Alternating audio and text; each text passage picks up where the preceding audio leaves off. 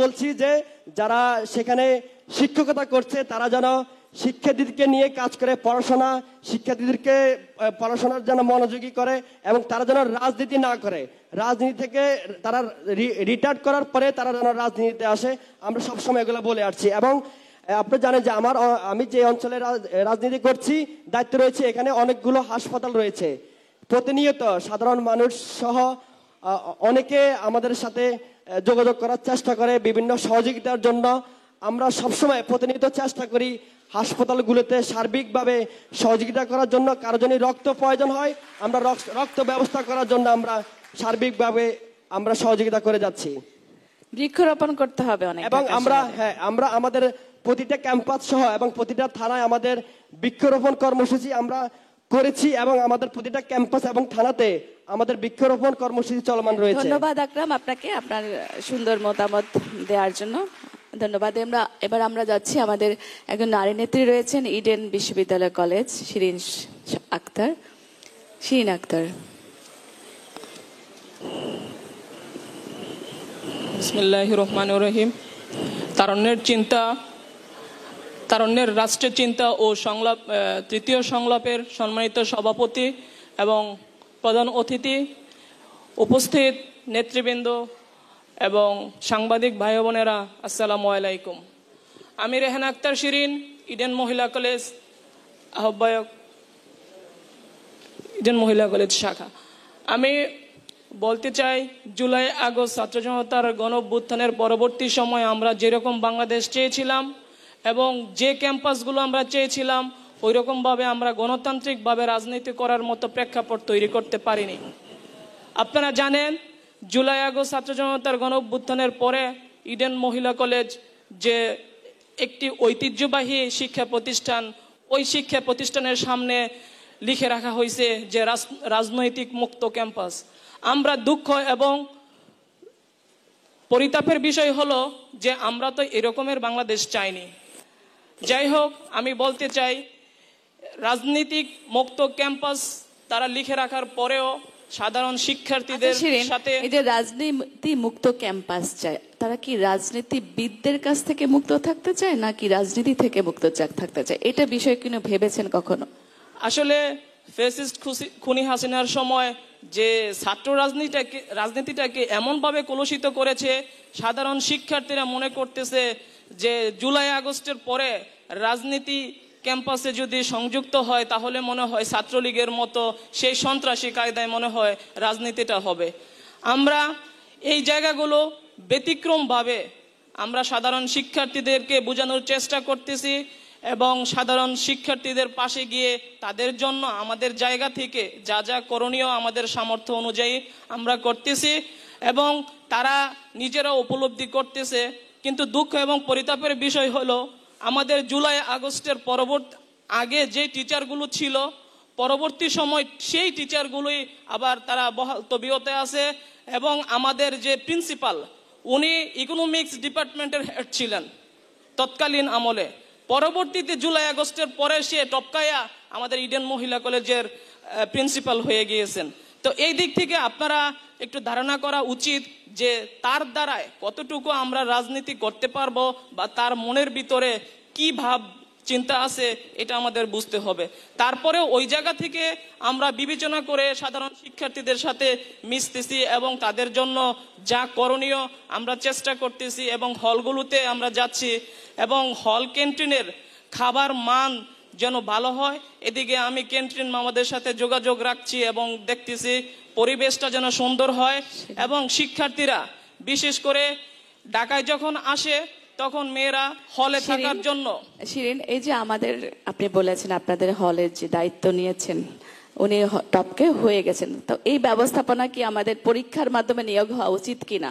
দলীয় বিবেচনায় কিংবা চয়েস নয়, আমরা সবখানে একটা লিখিত পরীক্ষা যেখানে কোশ্চেন থাকবে, প্রেজেন্টেশন থাকবে, সেই ভিত্তিতে আমাদের সরকারি বিভিন্ন প্রতিষ্ঠিত পজিশনগুলোতে নিয়োগ দেওয়া হোক। আপনি কি সে ব্যবস্থা চান? হ্যাঁ, অবশ্যই আমরা চাই এবং সাধারণ শিক্ষার্থীরা যেন এটা সুন্দরভাবে তাকে মেনে নেয় এবং বিবেচনা করে বিচার বিশ্লেষণের মাধ্যমে নিয়োগ হোক এবং শিক্ষার্থী বান্ধব শিক্ষক হোক, আমরা সেটা চাই। ধন্যবাদ শিরিন আপনাকে। আমরা এই প্রস্তাবটা আমাদের প্রধান অতিথির কাছে রেখে গেলাম। আমরা এবার আমাদের মূল পর্বে চলে আসছি। আমাদের মূল পর্বে আমাদের সাথে উপস্থিত রয়েছেন, আপনাদের যে মাইক্রোফোনগুলো ইয়েতে নিয়ে আসুন, স্টেজে নিয়ে আসুন, মায়েদের কাছে মাইক্রোফোন দেন। আমরা যাচ্ছি আমাদের তরুণ উদীয়মান নেতৃত্ব বাবরি চুলের এবং মিষ্টি হাসির মাধ্যমে ইতিমধ্যে আপনাদের সকলের মন জয় করে নিয়েছে তানবীর আল হাদিম মায়েদ। আপনি ঢাকা বিশ্ববিদ্যালয়ের জার্নালিজম ডিপার্টমেন্টের একজন নিয়মিত ছাত্র, সে সাথে আপনি রাজনীতিতেও নিয়মিত করছেন। রাজনীতি গণতন্ত্রের মূল চালিকা শক্তি, সাংবাদিকতা গণতন্ত্রের চতুর্থ স্তম্ভ। রাজনীতি এবং সাংবাদিকতা দুটোর জায়গাতে অনেকগুলো মিল রয়েছে, দুটো জায়গাতে সামাজিক অনেক দায়বদ্ধতা থাকে। সাংবাদিকতায় বলা হয় যে সমাজের ন্যায়, সত্য, জনস্বার্থ রক্ষার প্রতি প্রতিশ্রুতিবদ্ধ থাকা। রাজনীতিতে বলা হয় ন্যায় বিচার, সামাজিক সমতা প্রতিষ্ঠিত করা এবং সমাজের শান্তি শৃঙ্খলা বজায় রাখা। আপনার কাছে এখন প্রশ্ন, সাংবাদিকতা যে এই দুটোর সমন্বয়ে যে সাংবাদিকতা যে পক্ষপাতহীন থাকা বলা হয়, রাজনীতিতে বলা হয় সমাজে বৈষম্য মুক্ত করা, দুটো কম্বিনেশনে আপনি আপনার রাজনীতি এবং ক্যারিয়ার কিভাবে চিন্তা করছেন? ধন্যবাদ প্রথমেই অর্পণ আলোক সংঘকে আজকে আমাকে এখানে আমন্ত্রণ করার জন্য, এবং আজকে যারা অতিথি হিসেবে উপস্থিত আছেন তাদের সবাইকে আমি শুভেচ্ছা জানাচ্ছি। আমার সামনে দর্শক সারিতে যারা আছেন, প্রশ্নের উত্তরের আগেই আমি বলে রাখি আমি হচ্ছি ঢাকা বিশ্ববিদ্যালয়ের গণযোগাযোগ এবং সাংবাদিকতা বিভাগের শিক্ষার্থী, এবং আমাকে প্রশ্ন বলা হয়েছে আমি সাংবাদিকতা বিভাগের শিক্ষার্থী। আমার ডিপার্টমেন্ট শুধু সাংবাদিকতা না, সেখানে গণযোগাযোগ একটা বড় অংশ, মানে অর্ধেক অংশ নিয়েই, এবং গণযোগাযোগের সাথে রাজনীতির কিন্তু খুবই নিবিড় একটা সম্পর্ক রয়েছে। একজন রাজনীতিবিদকে অবশ্যই গণযোগাযোগে পারদর্শী হতে হয়। আমি যদি আমার প্রশ্নের উত্তরে চাই, তাহলে সাংবাদিকতা গত 15 বছর, 50 বছর বাদ দিই, বাংলাদেশের গত 15 বছর আমরা যদি বাংলাদেশের সাংবাদিকতাকে পর্যালোচনা করি তাহলে দেখতে পারি যে ফেসিবাদ আমাদের ঘাড়ে চেপে বসেছিল, সেই চেপে বসার ক্ষেত্রে কিন্তু সংবাদকর্মীদের একটা অংশের সহযোগিতা সরকার পেয়েছিল, যে সরকারটা আমাদের ঘাড়ে চেপে বসেছিল, এবং তিনটি জাতীয় নির্বাচনের মাধ্যমে একটি তাদের ক্ষমতার পাল্লা শুধু ভারী করেই চলেছিল। সাংবাদিকতা হচ্ছে গণতন্ত্র বা রাষ্ট্রের চতুর্থ স্তম্ভ। সেই স্তম্ভ যদি দুর্বল থাকে তাহলে অবশ্যই যারা শাসক গোষ্ঠী থাকে তারা তাদের দায়বদ্ধতার জায়গা থেকে সরে গিয়ে জনগণের কাছে জবাবদিহিতার জায়গাটাকে ভুলে গিয়ে তারা তাদের স্বার্থকেই হাসিল করতে চায়। এবং বলা হয়েছিল সাংবাদিকতা পক্ষপাতহীন হতে হবে। কোনো একটা গোষ্ঠীর প্রতি যদি পক্ষপাতমূলক আচরণ করে তাহলে অবশ্যই অন্য একটা গোষ্ঠী কিন্তু সেই তাদের যে কাভারেজ পাওয়ার কথা, তাদের যে অধিকার বিষয়ে তাদের উপস্থাপন হওয়ার কথা, সেই জায়গা থেকে বঞ্চিত হয়। এবং রাজনীতি হচ্ছে, রাজনীতিবিদরা যারা আছেন তারা হচ্ছেন বৈষম্যহীন সমাজ গড়বেন। সেইখানে তারা শুধু নিজ সংগঠনের বা নিজ মতাদর্শের মানুষের বাইরে গিয়ে সবার প্রতি বৈষম্যহীন দৃষ্টি রাখবেন, সেই জায়গাটা বজায় রাখা। এবং দুইটা, আমি যদি সাংবাদিক আমার ডিপার্টমেন্টের সাথে আমার রাজনীতির যে জায়গাটা, সেই জায়গাটা মিল রেখে আসলে আমাকে প্রশ্ন করা হয়েছে। এবং আমি একজন সাংবাদিক সংবাদকর্মী নই, কিন্তু যদি একজন সাংবাদিকের জায়গা থেকে আমি দেখি, যেহেতু আমি একটা একাডেমিক এরিয়ায় পড়াশোনা করেছি, সাংবাদিকতার বিষয় আশয় নিয়ে আমার নিবিড় পড়াশোনা আছে, সেইখান থেকে সাংবাদিকের যে পক্ষপাতমূলক আচরণ, সেই আচরণের কারণেই কিন্তু বাংলাদেশে একটি ফ্যাসিবাদী সরকার প্রতিষ্ঠিত হয়েছিল। আবার রাজনৈতিক নেতৃবৃন্দ যারা ছিলেন তারাও কিন্তু একটা বৈষম্যমূলক আচরণ করেছেন, এবং শুধু একটা নির্দিষ্ট গোষ্ঠীর নির্দিষ্ট কিছু বিষয়কে প্রাধান্য দিয়েই তাদের রাষ্ট্র কাঠামো পরিচালনার চেষ্টা করেছেন। সেই জন্য একটা সমস্যা দেখা দিয়েছে, এবং আলটিমেটলি আমরা একটা ফ্যাসিবাদী সরকার পেয়েছি যারা দীর্ঘদিন যাবৎ 1.5 দশকের বেশি সময় ধরে আমাদেরকে শাসন করেছেন। সুতরাং আমি মনে করি যে একজন একাডেমিক এরিয়ার ব্যক্তি হিসেবে যেমন আমাদের এরিয়ার লোকজনের পক্ষপাতহীন আচরণ করা উচিত ছিল, তেমনি একজন রাজনৈতিক ব্যক্তি হিসেবে আচরণ উচিত ছিল বৈষম্যহীন ভাবে আমার সকল অডিয়েন্স বা দর্শকদের বা ভোটারদের কাছে যাওয়ার। যদি আমরা দুইটার মিলবন্ধন করতে পারতাম, বাংলাদেশের মানুষ মিলবন্ধন করতে পারতো, তাহলে হয়তো আমরা দীর্ঘদিন যাবৎ গত 1.5 দশক ফেসিবাদের দ্বারা শোষিত হতো না, নির্যাতিত হতো না। সুতরাং আমি মনে করি এই দুইটার খুবই একটা সম্পর্ক রয়েছে, এবং দুইটা যে এরিয়া আছে, কর্মক্ষেত্র আছে, দুই এরিয়ার মানুষই যদি তাদের দায়িত্ব সুন্দরভাবে পালন করতেন, তাহলে আমরা এই জায়গায় স্থবির না থেকে আমরা অনেক দূর হয়তো এগিয়ে যেতে পারতাম বাংলাদেশ রাষ্ট্রকে সাথে নিয়ে। ধন্যবাদ।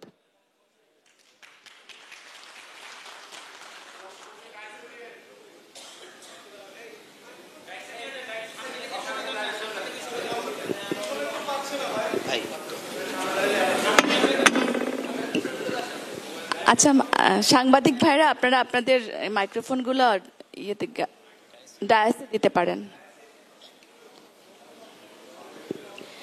আমাদের এবারে প্রশ্ন শেখ তানবীর বাড়ি হামিম, আপনার কাছে। স্কুল জীবন থেকে রাজনীতির প্রতি একটা মোহমুগ্ধতা ছিল আপনার, সেটা আপনার বিভিন্ন ইন্টারভিউতে জানতে পেরেছি। লুকিয়ে লুকিয়ে পরিবারকে না জানিয়ে বিভিন্ন মিছিল মিটিংয়ে আপনি অংশ নিতেন। পরিশেষে আপনি ঢাকা বিশ্ববিদ্যালয়ে পড়ার সুযোগ পেয়েছেন, সক্রিয় রাজনীতিতে অংশ নিতে জিএস পদেও মনোনয়ন পেয়েছেন। প্রচারে মাঠে যখন ছিলেন আপনার সাংগঠনিক দক্ষতার অনেক প্রশংসা শুনেছি। আপনাকে নিয়ে অনেকে আশান্বিত ছিল, কিন্তু আমরা দেখতে পাই যখন আমরা আশাহত হই, নির্দিষ্ট লক্ষ্যে পৌঁছাতে না পারি, তখন নিজের অপারগতাকে স্বীকার না করে অন্যের উপর দায় দিয়ে এক প্রকার মুক্তি চাই, দায় মুক্তি চাই। যদি বলি নাচতে না জানলে উঠোনটাকে বাঁকা বলি। সেই জায়গাগুলো বিশ্লেষণে আপনারা কি সময় পেয়েছেন আত্মশুদ্ধি কিংবা আত্মসমালোচনার? হামিম। ওকে,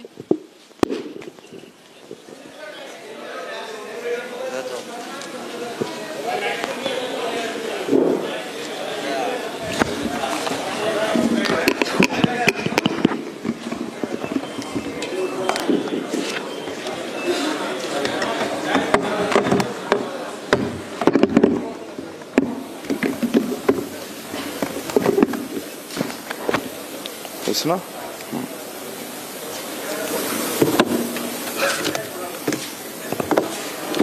বিসমিল্লাহির রহমানির রহিম। আসলে শুরুতে অর্পণ আলোক সংঘকে ধন্যবাদ জানাচ্ছি এই ধরনের একটি অনুষ্ঠান আয়োজনের জন্য। আসলে আমাকে উপস্থাপক প্রশ্ন করেছে যে আমরা আমাদের যে একটি নির্বাচন হয়েছে সেখানে আমরা নানাভাবে হয়তো আশাহত করেছি, সেখানে এক ধরনের পরাজয় হয়েছে।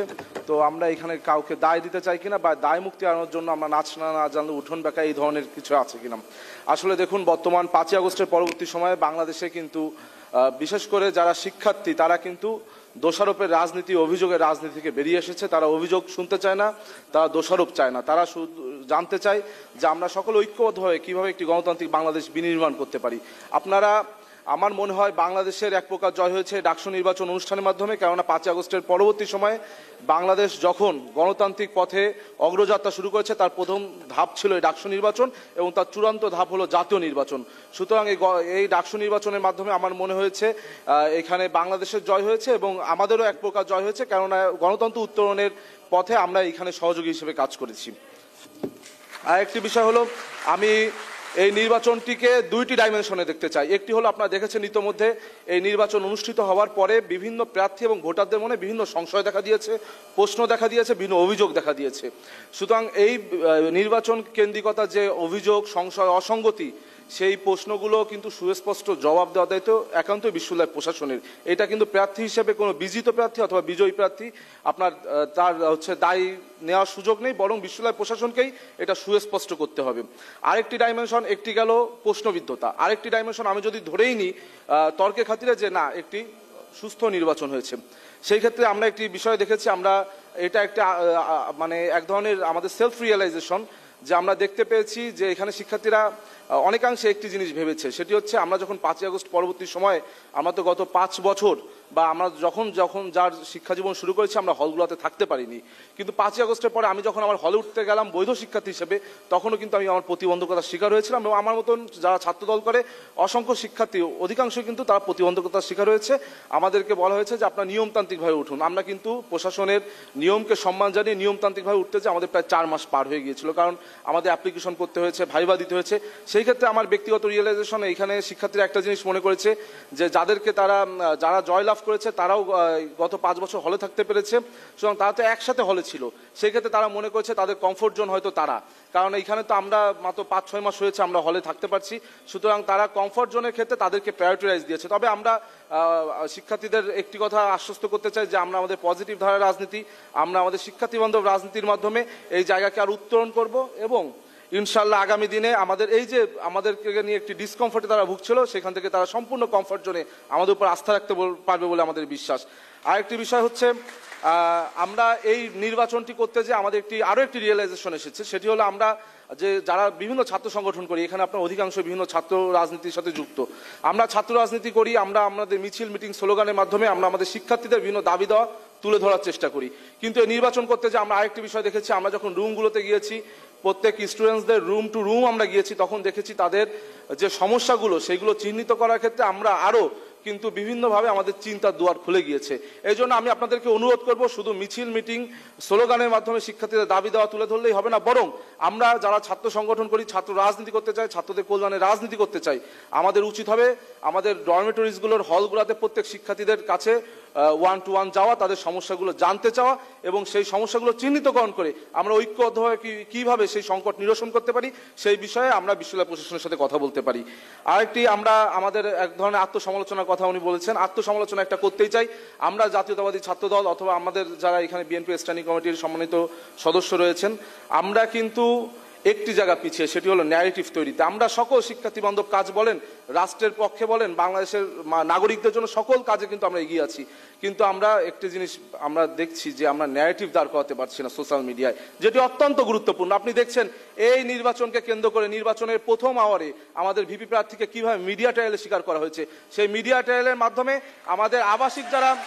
আমাদের যারা অনাবাসিক শিক্ষার্থী, তারা যখন সকালে ঘুম থেকে উঠেছে, তারা আপনার বিভিন্ন ন্যাশনাল মিডিয়ায় দেখতে পেয়েছে যে ছাত্র দলের ভিপি প্রার্থী সে শুরুতে আচরণবিধি লঙ্ঘন করেছে, কিন্তু যেটা ছিল সম্পূর্ণ ইন্টেনশনাল এবং মিথ্যা। বরং আপনার গঠনতন্ত্র এবং কনস্টিটিউশন, আপনার যে গঠনতন্ত্র রয়েছে সেখানেই কিন্তু এটা রয়েছে আচরণবিধিতে, যে একজন ভিপি, জিএস, এজিএস তিনি ভোট কেন্দ্রে যেতে পারবেন। সেই ন্যারেটিভ ভাঙতে আমাদের 3 থেকে 4 ঘন্টা সময় লেগেছে, কিন্তু তার ভিতর তো ভাই 2-3 হাজার ভোট কাস্টিং হয়ে গিয়েছে। সুতরাং আমি আমাদের সম্মানিত স্ট্যান্ডিং কমিটির মেম্বার, তার কাছে আমরা অনুরোধ করবো, আমাদের দল যেন, বাংলাদেশ জাতীয়তাবাদী দল বিএনপি যেন গণমানুষের দল হিসেবে, এদেশের আশা আকাঙ্ক্ষার প্রতীক হিসেবে তারা যেন এই যে আমাদের সোশ্যাল মিডিয়া কেন্দ্রিক যে চিন্তাভাবনা, এই চিন্তাভাবনাতে যেন আমরা প্রায়োরিটাইজ দিই, কারণ এখন ন্যারেটিভ না ভাঙতে পারলে আমরা অনেকাংশে পিছিয়ে যাচ্ছি।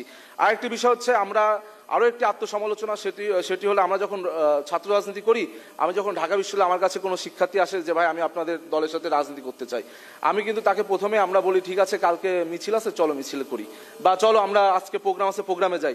কিন্তু আমরা যখন শিক্ষার্থীর সাথে মিশি তখন কিন্তু আমাদের একটি রিয়েলাইজেশন করার সুযোগ হয় যে এই শিক্ষার্থী কি কিসে ভালো, সে ভালো বক্তব্য দেয়, সে ভালো লেখে, কিংবা সে কি ভালো গান গায়। কিন্তু আমরা কিন্তু এই পৃথকীকরণগুলো করি না। এই যে আমাদের যারা সোশ্যাল মিডিয়ায় লেখে তারাই আমাদের পলিটিক্যাল রাজপথে থাকে, যারা রাজপথে থাকে তারাই সোশ্যাল মিডিয়ায় লেখে। তার ফলে কিন্তু আমাদের যে একটি পৃথকীকরণ, এই যে অ্যাক্টিভিস্টদের যে পৃথকীকরণ, সেটা আমরা করতে পারছি না। এই জন্য আমি আপনাদের কাছে অনুরোধ করব, আপনাদের কাছে যারা শিক্ষার্থীরা আসবে তাদের যেই ক্ষেত্রে পারদর্শী, তাদেরকে সেই ক্ষেত্রে আপনার কাজে লাগান। এই ক্ষেত্রে অবশ্য শিক্ষার্থীরা একটি আশা নিয়ে আসে যে তারা যদি 2 দিন ভালো লাগে, 3 দিনের দিন তারা বলে ভাই আমার একটা পদ লাগবে, আমিও রাজনীতি করতে চাই। কিন্তু এই ক্ষেত্রেও তাদেরকে আপনাদের বোঝাতে হবে যে ভাই তুমি যদি সাংবাদিকতা করো, এখানে সাংবাদিকদেরও রাজনীতি আছে, সেখানে তুমি ভালো করতে পারবা। তুমি যদি অন্য কোনো কো-কারিকুলার অ্যাক্টিভিটিস করো, সেখানেও তোমার ভালো করার সুযোগ রয়েছে। এই যে শিক্ষার্থীদের বোঝানো দায়িত্ব কিন্তু ছাত্র সংগঠন হিসেবে আমাদের। আজকাল কথা বাড়ানো না, সবাইকে ধন্যবাদ। আসসালামু আলাইকুম। ধন্যবাদ হামিম, তোমাকে অনেক সুন্দর বিশ্লেষণধর্মী বক্তব্য প্রদান করার জন্য। আমি এবারে চলে যাচ্ছি আমাদের সে জুলাই অভ্যুত্থানের সমন্বয়ক বলা যায় নাকি, জনাব আবিদুল ইসলাম খান, আপনার কাছে যে প্রশ্ন সেটা হলো, হাসিনা পালিয়ে যাবার পরে দেশের সরকার ছিল না কয়েকদিন, সে সময় আমরা দেখেছি সাধারণ ছাত্রছাত্রীরা এবং বয় স্কাউটের দল ট্রাফিক পুলিশ কন্ট্রোল করেছে, নগরে পরিচ্ছন্নতা কর্মী এবং নিরাপত্তা কর্মীদের দায়িত্ব পালন করেছেন। এমনকি হৃদয়গ্রাহী দৃশ্য ছিল মাদ্রাসার ছাত্ররাও স্বেচ্ছাসেবক হিসেবে মন্দির, হিন্দু সম্প্রদায়ের ঘর পাহারা দিয়েছিলেন। সবসময় যে কাজ করার জন্য ক্ষমতায় থাকতে হবে, ক্ষমতার বাইরে থেকে তো অনেক ভালো কাজ করা যায়, সেই দৃষ্টান্ত কিন্তু আপনারাও দেখিয়েছেন।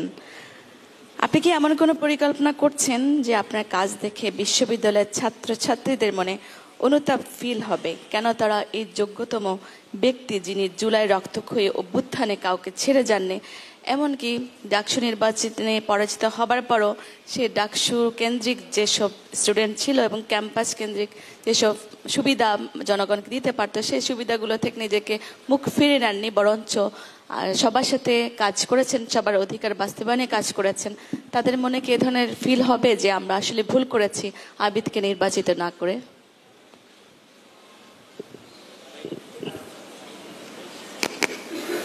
বিসমিল্লাহির রহমানির রহিম।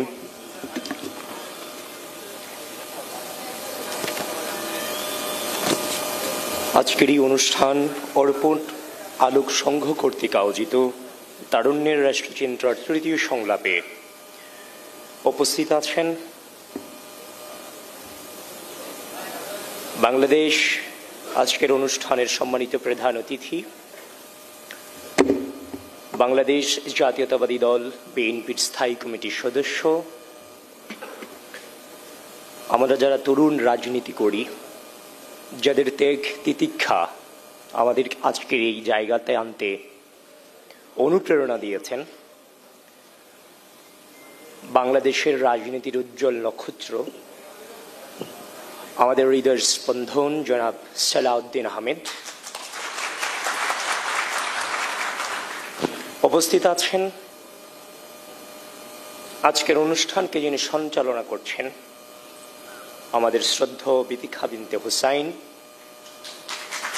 উপস্থিত আছেন আজকের অনুষ্ঠানের বিশেষ অতিথি অধ্যাপক ডক্টর আব্দুস সালাম, ডিন বিজ্ঞান অনুষদ ঢাকা বিশ্ববিদ্যালয়,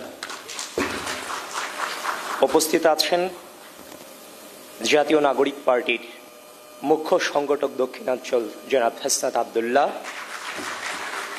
উপস্থিত আছেন আজকের অনুষ্ঠানের অন্যতম আলোচক সহযোদ্ধা তানভীর আল হাদি মায়েদ, উপস্থিত আছেন আরেকজন সহযোদ্ধা জনাব শেখ তানভীর বাড়ি হামিম সহ উপস্থিত প্রিয় সাংবাদিক বৃন্দ এবং আমার সামনে উপবিষ্ট আমার সহযোদ্ধা বৃন্দ, আপনাদের সকলের প্রতি আমার আন্তরিক সালাম ও সংগ্রামের শুভেচ্ছা জ্ঞাপন করছি।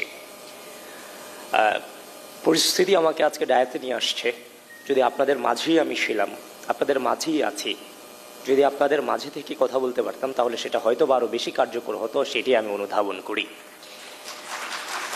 প্রিয় উপস্থিতি, আজকের এই অনুষ্ঠানে আমরা প্রধান অতিথি হিসেবে এমন একজনকে পেয়েছি যিনি জাতীয় ঐক্যমত্য কমিশনে যিনি আছেন, বাংলাদেশকে লিড করছেন, নীতি এবং যুক্তি দিয়ে কিভাবে রাজনীতি পরিচালনা করতে হয় তিনি গোটা জাতিকে তিনি দেখিয়ে দিয়ে যাচ্ছেন, যেটা আমাদের ভবিষ্যৎ প্রজন্মের জন্য অনুপ্রেরণা হয়ে থাকবে। এবং আমি ধন্যবাদ জানাচ্ছি বাংলাদেশ জাতীয়তাবাদী দলকে, তারা প্রতিটি বিষয়ে তাদের অবস্থান অত্যন্ত স্পষ্টভাবে ব্যক্ত করে যাচ্ছে, কখনো নোট অফ ডিসেন্টের মাধ্যমে, কখনো দৃঢ়ভাবে হা কিংবা নায়ের মধ্য দিয়ে। এই রাজনীতিতে যে স্পষ্ট অবস্থান আমাদের ভবিষ্যৎ প্রজন্মের জন্য এবং নতুন বাংলাদেশ বিনির্মাণের জন্য একটি উজ্জ্বল দৃষ্টান্ত এবং নতুন দ্বার উন্মোচন করে দিয়ে গেছে। প্রিয় উপস্থিতি, আমাকে যে প্রশ্ন করা হয়েছে, প্রশ্নের মধ্যে বলা আছে ক্ষমতার বাইরে থেকে অনেক ভালো কাজ করা যায়। আমরা ক্ষমতায় ছিলাম কবে? আমরা তো ক্ষমতাই নাই। 2015-16 ব্যাচে ঢাকা বিশ্ববিদ্যালয়ে ভর্তি হওয়ার পরে আওয়ামী রাজনৈতিক অপসংস্কৃতির বিরুদ্ধে 6 মাস পরে হলে ওঠার পরে প্রথম দিন যে গেস্ট রুমে গিয়েছিলাম, সেখানে যে নিপীড়নের শিকার হয়েছিলাম ছাত্রলীগের প্রেসিডেন্টের নাম বলতে না পারার কারণে, এই নির্যাতন মেনে নিতে না পেরে ঠিক 2 দিন পরেই তো আমরা আমি হল থেকে বেরিয়ে গিয়েছিলাম। হল থেকে বেরিয়ে আমার নিজের পরিবার, নানার সাইড কিংবা দাদার সাইড কোনো রাজনীতিবিদ ছিল না। সে সময়টাতে আমি আমার হৃদয় দিয়ে অনুধাবন করলাম, এই যদি হয় বিশ্ববিদ্যালয়ের পরিস্থিতি, এগুলোর বিরুদ্ধে কাউকে না কাউকে দাঁড়াতে হবে। তাহলে আমার এমন একটা প্ল্যাটফর্ম দরকার যে প্ল্যাটফর্ম থেকে এই ধরনের অপসংস্কৃতিগুলোকে মূলোৎপাটন করা যাবে। আমি নিজে সেদিন আমার ফেসবুকের সার্চ অপশনে কবি জসীমউদ্দিন হল ছাত্রদল লিখে আমি আমার ছাত্রদলের অগ্রজদেরকে খুঁজে বের করেছিলাম। আমাকে রাজনীতিতে কেউ নিয়ে আসেনি, আমি নিজে খুঁজে বের করে এসেছি। ওই মুহূর্তে একমাত্র প্ল্যাটফর্ম ছিল বাংলাদেশ জাতীয়তাবাদী ছাত্রদল, যারা অন্যায়ের বিরুদ্ধে কথা বলেছে। তো সুতরাং পুরোটা সময় তো ছিলাম নির্যাতিত, নিপীড়িত, নিষ্পেষিত। এই যে 2016 সাল থেকে লড়াই শুরু হয়েছে, এই 24-এর গণঅভ্যুত্থানের পূর্ববর্তী সময় পর্যন্ত, এই ডামি নির্বাচন হয়েছে 2024 পর্যন্ত, আপনি আর একটা ছাত্র সংগঠনকে আপনি দেখাতে পারবেন যারা হাসিনার বিরুদ্ধে রাজপথে নেমে বলেছিল step down Hasina, no more Hasina? দেখাতে পারবেন না। সকালে আমরা ঘুম থেকে উঠে বের হতাম যে অবরোধ সফল করতে হবে, হরতাল আমাদেরকে সফল করতে হবে। সে সময় আমরা 20 জন 25 জন মিছিল করতাম। এই 20 জন 25 জনের মিছিল নিয়ে আজকের অনেক ক্ষমতাসীনরে মকারি করতেন যে তাদেরকে দিয়ে কিছু হবে না। কিন্তু বিশ্বাস করেন, এই 20 জন 25 জনের একজনই কিন্তু 14 তারিখ রাতে রাজু ভাস্কর্যের পাদদেশ থেকে হাসিনাকে গোটা বাংলাদেশের স্বৈরাচার শব্দে প্রতিষ্ঠিত করেছিল। রাজনীতি সকলে করবে না, কিন্তু রাজনীতিতে কোয়ালিটি প্রয়োজন। একজন জেনারেল স্টুডেন্টের পক্ষে ফ্যাসিবাদকে সরাসরি স্বৈরাচার বলা তখন আসলে সম্ভব ছিল না। জেনারেল স্টুডেন্টরা নেমেছিল বলেই গণঅভ্যুত্থান সফল হয়েছিল। কিন্তু জেনারেল স্টুডেন্টদের মাঝে মিশে হাসিনাকে স্বৈরাচার শব্দে প্রতিষ্ঠিত করার লক্ষ্যে ওই রাজনৈতিক ছেলেটাই কিন্তু হাসিনাকে স্বৈরাচার শব্দ উচ্চারণ করেছিল, যেখানে জেনারেল স্টুডেন্টরা তার সাথে গলা মিলিয়েছিল। সুতরাং আমাদের কণ্ঠে আমরা হাসিনাকে স্বৈরাচার শব্দে প্রতিষ্ঠিত করেছি এবং গোটা জাতিকে শিখিয়েছি। সুতরাং বারবারই আমরা ক্ষমতার বাইরে ছিলাম এবং 5 আগস্ট পরবর্তী সময়ে এই গণঅভ্যুত্থানে দৃঢ় ভূমিকা রাখার পরে 6 আগস্ট থেকে মসজিদ, মন্দির, থানা, পাহারার মধ্য দিয়ে আবারও কিন্তু আমরা রাজপথে ছিলাম। সুতরাং আমরা কিন্তু ক্ষমতার 7 বিন্দু পরিমাণ গ্রহণ করার চেষ্টাটুকুও আমরা করিনি, এখনো ক্ষমতার বাইরেই আছি। তারপর বলছে ডাকসু নির্বাচন পরাজয়ের কথা যে আসছে, যে ইলেকশনে পরাজিত হয়ে কেউ কাউকে ছেড়ে দেন, আমি সেটাকে পরাজয় বলতে চাইনি। আমরা যারা রাজনীতিতে বেড়ে উঠেছি, আমরা যারা এই জেনারেশনটা, এই রাষ্ট্রের প্রত্যেকটা ক্রুশাল মোমেন্টকে কিন্তু আমরা লিড করেছি। যখনই এই ঢাকা বিশ্ববিদ্যালয়ের স্টুডেন্টরা গণরুম গেস্টরুমে নির্যাতিত হয়েছে, নিপীড়িত হয়েছে, তাদের পক্ষে যখন কথা বলার কেউ ছিল না, তখন কিন্তু আমাদের কণ্ঠেই সেই প্রতিবাদী কণ্ঠস্বর আমরাই কিন্তু জারি রেখেছিলাম যে আমার ভাইদের উপরে কেন অত্যাচার হচ্ছে, নির্যাতন হচ্ছে, নিপীড়ন হচ্ছে। দেশব্যাপী আমরা, ক্যাম্পাসব্যাপী আমরা সেগুলোর প্রতিবাদ জানিয়েছিলাম। তো সুতরাং আমরা বেড়ে উঠেছি পরিস্থিতিকে মোকাবেলা করে। আমাদের জীবনে আলটিমেট জিত কিংবা আলটিমেট হার বলে কোনো টার্ম আমাদের লাইফে নাই। আমরা বেড়ে উঠেছি পরিস্থিতি মোকাবেলা করার উদ্দেশ্যে। এই দীর্ঘ পথ চলায় ডাকসু নির্বাচন ছিল একটা পরিস্থিতি মোকাবেলা করুন। আমরা আমাদের জায়গা থেকে ধৈর্যের সাথে এই রাষ্ট্রের স্বার্থে এই ডাকসু নির্বাচনকে মোকাবেলা করেছি। আমি ভেবি প্রার্থী হিসেবে নির্বাচন করেছি। আমি যতটা কি ফিল করে, মানে কি পরিস্থিতি মোকাবেলা করে আসছি, সেটা বাহির থেকে হয়তো আপনারা অনেকেই অনুধাবন করতে পারবেন না। একটা জাল বিছানো হয়েছে, যে জাল আপনার খুব পরিচিত, কিন্তু যখন আপনাকে জালে নেওয়া হয়েছে তখন দেখলেন এই জালের কোনো কিছুই আপনার অবশিষ্ট নেই। যার প্রপার দৃষ্টান্ত ছিল নির্বাচনের সকালে আমাকে ভিলেন বানানো হলো, আমি ভোট কেন্দ্র দখলের জন্য গিয়েছি। এটা কখনোই মেইনস্ট্রিম মিডিয়া থেকে আমি এটা আশা করিনি। এবং সেটা কারা করেছে তাদেরও দোষ দিচ্ছি না। কারা করেছে? যে রিটার্নিং অফিসার আমাকে নিয়ে নির্বাচনী কেন্দ্র প্রদর্শন করেছেন, সেই রিটার্নিং কর্মকর্তারাই কিন্তু সাংবাদিকদেরকে বিভ্রান্ত করতে বাধ্য করেছেন। সুতরাং আপনারা বুঝতেই পারছেন ভিতরটা আমাদের জন্য কতটা ডিফিকাল্ট ছিল। বারবার যদি আপনাদের কাছে অভিযোগ করি, আপনারা সেটাকে আপনাদের কাছেও শুনতে খারাপ লাগবে। এই জন্য পরিস্থিতিটা মোকাবেলা করে এসেছি। কিন্তু নির্বাচন শেষ হয়ে গেছে, তার মানে সবকিছু চুকিয়ে গেছে, ব্যাপারটা তা না। আমরা যে অসঙ্গতি পেয়েছি, সে অসঙ্গতিগুলো আমরা পেয়েছি, সেগুলো নিয়ে আমরা কিন্তু বাংলাদেশের যে নির্বাচনী কালচার, নেগেটিভ রেজাল্ট আসার পরে বিক্ষোভ করা, অবরোধ করা, মিছিল করা, বিশেষ করে 2019 সালের ডাকসু নির্বাচন পরবর্তী সময় ভিসি অফিস অবরুদ্ধ করা, আমরা কিন্তু বিশাল স্যাক্রিফাইসের মধ্য দিয়ে পূর্বের রাজনৈতিক সংস্কৃতিতে ফিরে না গিয়ে আমরা ধৈর্য ধারণ করেছি। নতুন বাংলাদেশের নতুন ছাত্র রাজনৈতিক প্রচলনে আমরা ভূমিকা রেখেছি। আমরা চেয়েছি প্রার্থী হিসেবে আমাদের দৃষ্টিভঙ্গিতে যে অভিযোগ, অনুযোগ এবং যে অসঙ্গতিগুলো ধরা পড়েছে, প্রার্থী হিসেবে আমার যে দায়িত্ব, ভোটার হিসেবেও তাদের দায়িত্ব আছে, তাদের চোখেও নিশ্চয় সেগুলো ধরা পড়বে। আমার চোখে একদিন আগে পড়েছে, তাদের চোখে দুদিন পরে পড়বে। আমরা ধৈর্য ধারণ করেছি যে তাদের পক্ষ থেকে হয়তোবা কোশ্চেনগুলো উঠবে।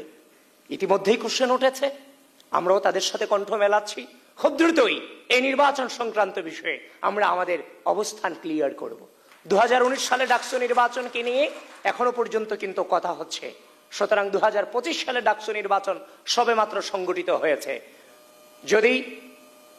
যদি কিন্তু ছাড়া সেখানে যদি কোনো প্রকারের যে অভিযোগগুলো এসেছে সেগুলোর যদি প্রপার জবাব বিশ্ববিদ্যালয় প্রশাসন এবং নির্বাচন কমিশন দিতে না পারে, তাহলে এই 2025 সালের ডাকসু নির্বাচনকে নিয়েও পুনরায় বিবেচনা করার সুযোগ অবশ্যই আছে এবং সেটা আমরা আদায় করবো ইনশাআল্লাহ।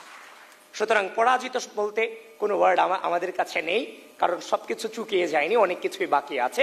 আর আমাদের জীবনে আলটিমেটলি জয় পরাজয় বলতে কোনো ডেস্টিনেশন নেই, আমরা পরিস্থিতি মোকাবেলা করার জন্য বড় হয়েছি। এবার অনুতাপ হবে কিনা যে বিশ্ববিদ্যালয়ের শিক্ষার্থীদের, দেখেন আমরা যে অসম লড়াই করেছি, আমাদের সেই অসম লড়াই কিন্তু আমাদের পারিবারিক সদস্যদের বৃন্দ, আমাদের যে পারিবারিক সদস্যরা তারাও কিন্তু একটা সময় বিরক্ত হয়েছে। তো সুতরাং হচ্ছে যে আমাদের কাজের মধ্য দিয়ে কে উপভোগ করবে, কে বিরক্ত হবে, সেটার দিক কোনো মানুষের মানে আলটিমেটলি হচ্ছে যে খুব সাময়িক আনন্দের, মানুষ আনন্দ পাবে কিংবা আমাকে প্রশংসা করবে, এই চিন্তা করে আমরা কাজ করি না। আমরা চিন্তা করি পরিস্থিতি আমাদের কাছ থেকে কি চায়, সেটা নির্ভর করে আমরা সামনে এগিয়ে যাই। সুতরাং এতকাল পর্যন্ত এই বিশ্ববিদ্যালয়ের মাটিতে ভালো কাজ প্রতিষ্ঠিত করার কিংবা শিক্ষাঙ্গনকে প্রপারলি শিক্ষা প্রতিষ্ঠানে রূপান্তরিত করার পরিবেশ ছিল না। সেটা পরিবেশ ফিরিয়ে আনবার জন্য হাসিনার পতন প্রয়োজন ছিল। আমরা দীর্ঘ সংগ্রাম লড়াইয়ের মধ্য দিয়ে ফ্যাসিস্ট হাসিনাকে সম্মিলিতভাবে এই রাষ্ট্র থেকে উৎখাত করতে পেরেছি। এই দীর্ঘ সময় ধরে দেখেন আমরা রাজপথে ছিলাম। 5 আগস্ট পূর্ববর্তী সময়ে সাধারণ শিক্ষার্থীদের সাথে আমরা মিশতে পারিনি ফ্যাসিস্ট হাসিনার কারণে, এবং 5 আগস্ট পরবর্তী সময়ে একটা অদৃশ্য শক্তি রাজনীতির বিরুদ্ধে রাজনীতি করে আমাদেরকে সাধারণ শিক্ষার্থীদের কাছ থেকে দূরে রাখার অপচেষ্টা চালিয়েছিল। সেটার জন্য পারিনি, কিন্তু এই ডাকসু নির্বাচনের মধ্য দিয়ে আপনারা দেখেছেন যে সাধারণ শিক্ষার্থীদের বেশে সবগুলো ক্যাম্পাসে কারা আধিপত্য বিস্তার করেছে। সুতরাং সবকিছু কাটিয়ে উঠেছি আমরা সামনে আমাদের যে ইশতেহার প্রদান করেছি, 10 দফার যে ইশতেহার প্রদান করেছি, সেটা নিয়ে আমাদের কার্যক্রম অব্যাহত থাকবে। হাসিনার পতনের প্রয়োজন ছিল, সেখানে আমাদের প্রকাশ্য ভূমিকা ছিল দীর্ঘ সময় ধরে। সামনের শিক্ষাঙ্গন, প্রপার শিক্ষাঙ্গন গড়ে তোলবার জন্য আমরা 10 দফা ইশতেহার দিয়েছি। জয় পরাজয় কোনো ফ্যাক্টর নয়, সেই 10 দফা বাস্তবায়ন করবার জন্য আমাদের কাজ চলমান থাকবে। সাধারণ শিক্ষার্থীদের পাশে আমাদের অবস্থান দৃঢ় থাকবে, এবং যারা উপস্থিত এখানে আছেন আপনাদের সকলের প্রতি আমি অত্যন্ত হচ্ছে যে করজোড়ে নিবেদন করে যাই যে আমাদের সামনের পথ চলা সত্যিকার অর্থে অনেক ডিফিকাল্ট। আমরা আগে লড়েছি একটি প্রকাশ্য ফ্যাসিস্টের বিরুদ্ধে, এখন আমাদের লড়াই হচ্ছে একটা অদৃশ্য শক্তির বিরুদ্ধে, যে অদৃশ্য শক্তি বারবার সবাইকে বিভ্রান্ত করছে, আমাদেরকে নিয়ে নানান ধরনের নেগেটিভ সাজাচ্ছে।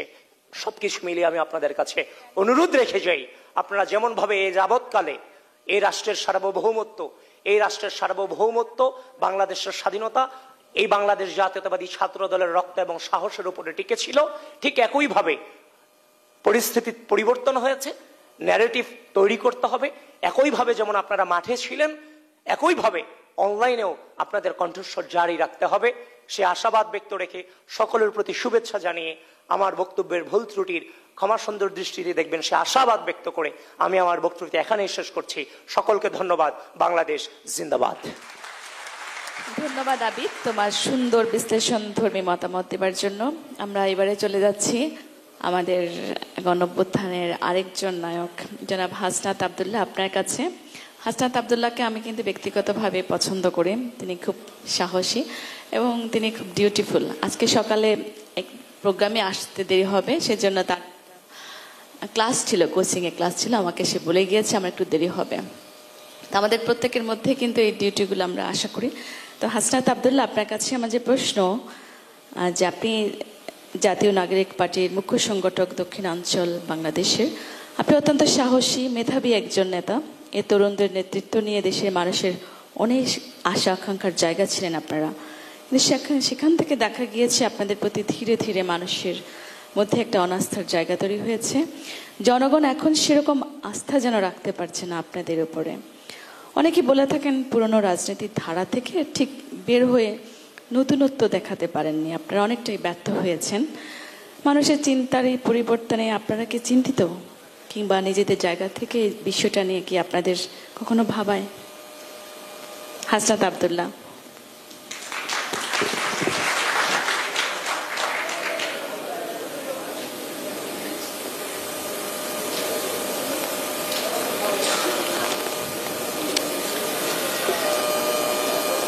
তারুণ্যের রাষ্ট্রচিন্তার তৃতীয় সংলাপে জনাব আমাদের সবার শ্রদ্ধেয়, আমরা যাকে পছন্দ করি এবং ঐক্যমত্য কমিশনে যার ক্ষুরধার যুক্তি, তথ্য উপাত্ত, এবং বিশেষ করে আমি যে বিষয়টা লক্ষ্য করি, উনি যখন ঐক্যমত্য কমিশনে ঢুকেন উনি 3 ব্যাগ বই নিয়ে ঢুকেন।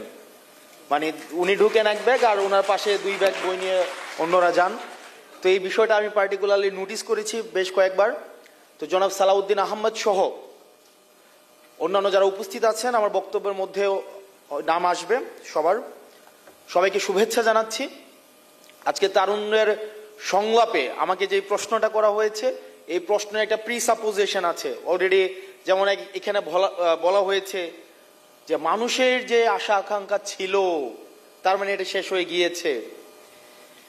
তারপরে প্রশ্নটা হচ্ছে, এখানে বলা হয়েছে যে আস্থা ধরে রাখতে পারছেন না, তার মানে এটা কনক্লুশনে পৌঁছাই গেছে অলরেডি। তারপরে হচ্ছে অনেকটা ব্যর্থ হয়েছে। তো অনেকগুলো প্রিসাপোজিশন থেকে আজকের বক্তব্যটা হচ্ছে, প্রশ্নটা করা হয়েছে। আমি ইন্ডিভিজুয়ালি আমি প্রত্যেকটা বিষয় কম্প্রিহেন্সিভ ভাবে আমি অ্যাড্রেস করব। 1 নম্বর বিষয়, আমরা যখন এই গভর্নমেন্ট গঠন করি, আমাদের এনসিপি শুরুতে বৈষম্য বিরোধী ছাত্র আন্দোলন যখন আন্দোলনের নেতৃত্বে আসে, তখন এই আন্দোলনে ফেসিবাদ বিরোধী প্রত্যেকটা রাজনৈতিক দলের, বিশেষ করে ছাত্র সংগঠনের যারা আছে, তারা এই বৈষম্য বিরোধী ছাত্র আন্দোলনে বৈষম্য বিরোধীর ব্যানারে অংশগ্রহণ করেছিল। কিন্তু পরবর্তীতে আমরা দেখেছি সবাই যার যার রাজনৈতিক প্ল্যাটফর্মে ফিরে গিয়েছে এবং এই গভর্নমেন্টের সব রেসপন্সিবিলিটি আমাদের নিতে হয়েছে। আমাদের স্ট্যাটাসটা হয়েছিল এমন, রেসপন্সিবিলিটি উইদাউট অথরিটি।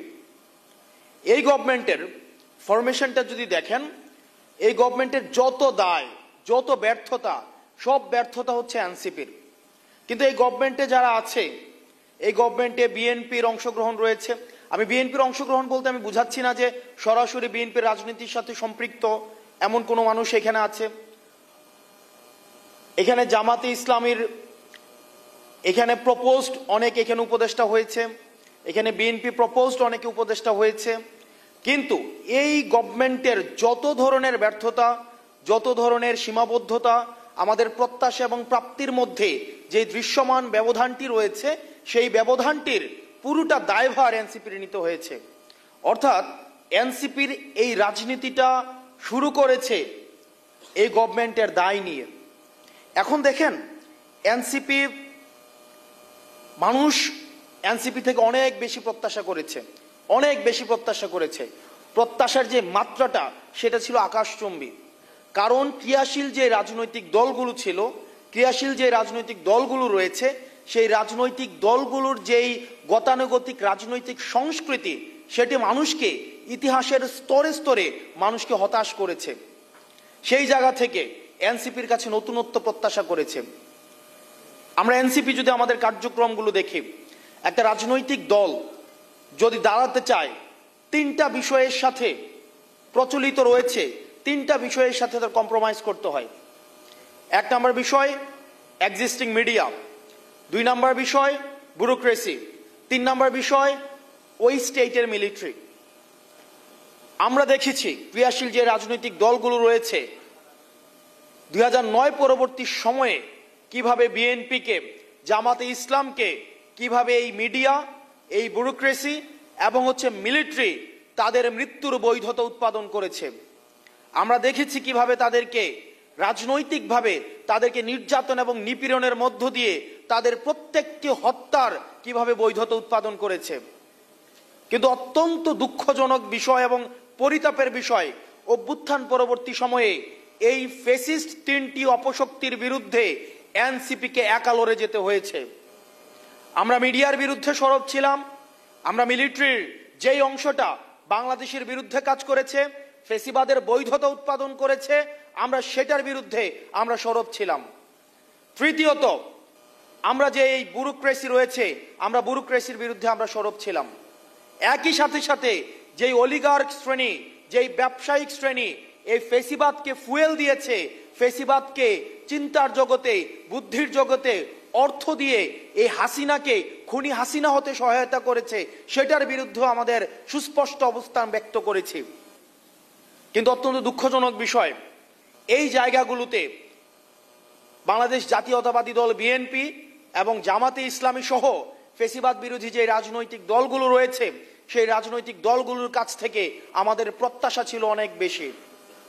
5 আগস্ট পরবর্তীতে যেই ফাইটটি হয়েছে এই ফ্যাসিবাদী কাঠামোর বিরুদ্ধে, এই কাঠামোর বিরুদ্ধে অনেকটা এনসিপিকে একাই লড়ে যেতে হয়েছে।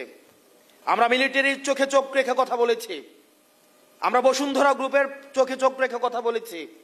এনসিপির রাজনীতি, আমাদের মিডিয়া প্রপাগান্ডা, এই যে চ্যানেল 1-এর একটা এখানে একজনকে একটা রাজনৈতিক কালচারে এভাবে অ্যাড্রেস করে কথা বলাটা, এটা ছিল ট্যাবু। আপনি যদি দেখেন 5 আগস্ট পূর্বের রাজনীতিতে এভাবে অ্যাড্রেস করে কথা বলাটা ছিল ট্যাবু। কিন্তু আমরা রাজনৈতিক সংস্কৃতিতে আমরা সত্য এবং মিথ্যা প্রচলিত রয়েছে। আমাদের পৃথিবীতে কথা 3 ধরনের: সত্য কথা, মিথ্যা কথা এবং রাজনৈতিক কথা। আমরা সত্য এবং মিথ্যার মাঝখানে যে গ্রে লাইন, এনসিপি সে গ্রে লাইনে অবস্থান করেনি। আমরা সত্যকে সত্য বলেছি, মিথ্যাকে মিথ্যা বলেছি। আমরা দেখেছি মিডিয়া ট্রায়ালের মধ্য দিয়ে এনসিপির নেতাকর্মীদেরকে কিভাবে চরিত্র হনন করা হয়েছে। আমাদের বৈষম্য বিরোধী ছাত্র আন্দোলনের যেসব নেতাকর্মী রয়েছে, অনেকের চাঁদাবাজির যে বিষয়গুলো রয়েছে সেটির দায়ভারও আমাদেরকে নিতে হয়েছে। উপদেষ্টাদের যে সীমাবদ্ধতা রয়েছে সেটির দায়ভারও আমাদেরকে নিতে হয়েছে। আমরা দেখেছি, আমরা 5 আগস্টে আমরা কক্সবাজার গিয়েছি, সেখানে মিডিয়া ফ্রেমিং করে উপাত্ত, তথ্য উপাত্ত সহ একদম লাইভে প্রচার করা হয়েছে আমরা হাসের সাথে মিটিং করে ফেলেছি, লাউঞ্জে দেখা হয়েছে, অথচ হাস ওয়াশিংটনে। এই মিডিয়ার মধ্য দিয়ে এটা থেকে আমাদের শিক্ষা নিতে হবে। 5 আগস্টের পূর্ববর্তী সময়ে বিএনপির প্রত্যেকটা কার্যক্রমকে হত্যাযোগ্য কার্যক্রম হিসেবে সম্মতি উৎপাদন করেছে মিডিয়া। আমাদের ভুলে গেলে চলবে না। কিছুক্ষণ আগে আবিদ ভাই কথা বলছিলেন, হামিম কথা বলছিলেন, আমরা একটা জেনারেশনাল একটা ফাইটের মধ্যে রয়েছি। তরুণ প্রজন্ম এবং পূর্ব প্রজন্মের এই জেনারেশনাল ফাইটটাকে আমাদের ডিকোড করতে হবে। আজকে আপনারা যারা মনে করছেন এই মিডিয়ার যে ধরন, আমরা মিডিয়া বিমুখ না, আমরা মিডিয়া বিরোধী না, কিন্তু আমরা বারবার যেটা বলে এসেছি মিডিয়াকে বস্তুনিষ্ঠ হতে হবে। আমরা দেখেছি যেই মিডিয়া ফ্যাসিবাদের প্রত্যেকটা কার্যক্রমকে বৈধতা দিয়েছে, আমরা দেখেছি যেই পত্রিকা বলেছে যে বিদেশে বসে তারেক জিয়া বাংলাদেশের বিরুদ্ধে কার্যক্রম করছে, আজকে সেই পত্রিকার আমরা ফ্রন্ট পেজে দেখছি যে তারেক জিয়া বাংলাদেশকে নিয়ে ভিশনারি চিন্তা করছেন। আপনি যদি এই দ্বিমুখী আচরণকে আপনি ডিকোড করতে না পারেন, তাহলে ভবিষ্যতের যে অন্ধকার, যে অদৃশ্য ছায়ার কথা আবিদ ভাই বলেছেন, সেই অদৃশ্য ছায়ার আপনাকে খুব শীঘ্রই সেই ছায়ার মধ্যে আপনাকে করাল গ্রাসে বন্দী হয়ে যেতে হবে। আমাদের রাজনীতি বন্দী হয়ে গিয়েছে, বন্ধক হয়ে গিয়েছে আমাদের ব্যবসায়ীদের কাছে, বসুন্ধরার কাছে। বাংলাদেশে আমি আপনাকে চ্যালেঞ্জ দিয়ে বলছি, এনসিপির পূর্বে ক্রিয়াশীল যে রাজনৈতিক দলগুলো ছিল, কারা এই মিডিয়া মাফিয়াতন্ত্রের বিরুদ্ধে কথা বলেছে, কারা এই ব্যবসায়ী মাফিয়াতন্ত্রের বিরুদ্ধে কথা বলেছে, আপনি কোন জায়গায় খুঁজে বের করেন। রাজনীতি রাজনীতিবিদদের হাতে থাকতে হবে। রাজনীতি যখন চলে গিয়েছে বসুন্ধরাতে, রাজনীতি যখন চলে গিয়েছে সালমান এফ রহমানের হাতে, রাজনীতি যখন চলে গিয়েছে কারওয়ান বাজারে, রাজনীতি চলে গিয়েছে যখন ইন্ডিয়াতে, তখনই যারা নীতির পথে, সত্যের পথে, গণতন্ত্রের পক্ষে থেকেছে তাদের হত্যা করার বৈধতা উৎপাদন হয়েছে। প্রিয় গণতন্ত্রকামী ভাইয়েরা, আপনারা যারা আছেন, আমাদের এনসিপির আমাদের ফেব্রুয়ারি 28 তারিখ আমরা রাজনৈতিক দল করেছি। এই 28 তারিখের পর থেকে শুরু করে আজকের এই সেপ্টেম্বরের 20 তারিখ পর্যন্ত আমাদের অর্জন কম নয়। বাংলাদেশের সর্বপ্রথম কোন রাজনৈতিক দল সে কিভাবে তার পরবর্তী রাজনৈতিক পরিক্রমা অতিক্রম করবে, তার অর্থনৈতিক ব্যবস্থার একটা স্বচ্ছ রূপরেখা আমরাই সর্বপ্রথম উপস্থাপন করেছি। আমরা ক্রাউড ফান্ডিং পলিসিটা আমরা আপনাদের সামনে উপস্থাপন করেছি। আমরা অন্তত দেখিয়েছি যে এই ভিত্তিতে আমাদের পরবর্তী রাজনৈতিক পরিক্রমা আমাদের পরিচালিত হবে। দ্বিতীয়ত আমরা পলিটিক্যাল কালচারটা আমরা চেঞ্জ করতে পেরেছি। আমি দেখেছি কিছুদিন আগে জাতীয়তাবাদী দল বিএনপির স্ট্যান্ডিং কমিটির যারা মেম্বার রয়েছেন, তারাও পিকআপে উঠে পল্টনে তাদের কার্যক্রম, রাজনৈতিক কার্যক্রম পরিচালনা করেছে। এটা আমরা একটা স্ট্যান্ডার্ড সেট করেছি, যার কারণে এটা ওনারা করেছেন। বা এই যে একটা আমাদের সৌহার্দ্যপূর্ণ রাজনৈতিক যে কালচারটা, ইয়েস, এই যে হয়তো আমরা আপনাদের থেকে অনুকরণ করেছি, এই যে কালচারটা আমরা করেছি, এই যে আমরা এই যে কালচারাল রিসিপ্রোকাল কালচারাল চেঞ্জটা এটা আমাদের এনসিপি, আমরা অন্তত এটা ধারাবাহিকতা আমরা রক্ষা করতে পেরেছি। তৃতীয়ত, আমরা একমাত্র রাজনৈতিক দল আমরা জুলাইয়ে 64টা ডিস্ট্রিক্টে আমরা যাওয়ার চেষ্টা করেছি, মানুষের আশা আকাঙ্ক্ষা আমরা শোনার চেষ্টা করেছি। আমাদের সীমাবদ্ধতা রয়েছে, আমাদের সীমাবদ্ধতা নিয়ে আমরা পর্যালোচনা করি, আপনারা আমাদের সীমাবদ্ধতা ধরিয়ে দিবেন। আমরা যেহেতু তরুণ প্রজন্ম আছি, আমাদের সবচেয়ে শক্তির জায়গাটা আমরা ভুল স্বীকার করতে পারি, এবং এই ভুলটাকে স্বীকার করে পরবর্তীতে পরামর্শ অনুযায়ী পরবর্তী ভবিষ্যৎ পরিক্রমা সাজানোর মনস্তাত্ত্বিক যেই ফ্লেক্সিবিলিটি সেটা আমাদের রয়েছে। আমরা, আপনারা যারা অভিজ্ঞ রয়েছেন, এখানে বিশ্ববিদ্যালয়ের শিক্ষক রয়েছেন, আপনারা যারা রাজনৈতিক একটা পথ চলার অভিজ্ঞতা রয়েছে, আপনারা আমাদেরকে পরামর্শ দিবেন। এখানে তরুণ প্রজন্মের আমাদের বয়সী আপনারা যারা আছেন, আমাদেরকে পরামর্শ দিবেন। আমরা আমাদের ভুল সংশোধন করে আমরা বাংলাদেশপন্থী রাজনীতিটা আমরা গড়ে তুলবো সবাই একসাথে। আপনারা সবাই ভালো থাকবেন, সুস্থ থাকবেন। গণতন্ত্রের পক্ষে, ইনসাফের পক্ষে, ন্যায্যতার পক্ষে আপনাদের সাথে কাঁধে কাঁধ মিলিয়ে আমরা এই বাংলাদেশপন্থী রাজনীতির পক্ষে আমরা লড়ে যাব। ইনকিলাব জিন্দাবাদ। ধন্যবাদ জনাব হাসনাত আব্দুল্লাহ আপনার চমৎকার বিশ্লেষণধর্মী মতামত দেবার জন্য। আসলে হাসনাত আব্দুল্লাহর মতামত থেকে আমরা একটা বিষয় উপলব্ধি করতে পেরেছি, আমাদের সুন্দর বাংলাদেশ বিনির্মাণে আমাদের মিডিয়ার একটা অত্যন্ত গুরুত্বপূর্ণ ভূমিকা রয়েছে, অনেক দায়িত্বশীল ভূমিকা রয়েছে। বস্তুনিষ্ঠ এবং সত্যনিষ্ঠ সংবাদ পরিবেশনের মাধ্যমে আপনারা আমাদের সমাজ, বাংলাদেশ রাষ্ট্র বিনির্মাণে অনেক গুরুত্বপূর্ণ ভূমিকা রাখতে পারেন। সেই জায়গায় আমাদের সাংবাদিকদেরও একটা জবাবদিহিতার জায়গায় আসা উচিত বলে আমি মনে করি। আমি এবারে চলে যাচ্ছি আমাদের পরবর্তী বক্তার কাছে, অধ্যাপক doctor Abdul Salam sir, dean বিজ্ঞান অনুষদ। আপনার কাছে আমার যে প্রশ্ন সেটি হলো, ঢাকা বিশ্ববিদ্যালয়ে মেধাবী ছাত্রছাত্রীরা পড়তে আসে, এখানে 2 জন শিক্ষার্থীর জন্য বরাদ্দ একটি 4-5 ফুটের বেড রয়েছে। আবাসন সংকট, বলা হয় ঢাকা বিশ্ববিদ্যালয়ের জমি দখল করে মিন্টু রোডের মন্ত্রীপাড়া গঠন করা হয়েছে। হলের ক্যান্টিনে কিংবা ডাইনিং এ খাবার ব্যবস্থা নিয়ে রয়েছে বিস্তর অভিযোগ। জাতির ভবিষ্যৎ চালিকা শক্তি যদি এমন মানবেতর জীবন যাপন করে, সেখানে সিট পেতে বেগ পেতে হয়, লড়াই করতে হয়, সেক্ষেত্রে তরুণ প্রজন্মের রাষ্ট্রের প্রতি দায়বদ্ধতা এবং দেশপ্রেম জাগ্রত হবে কি করে?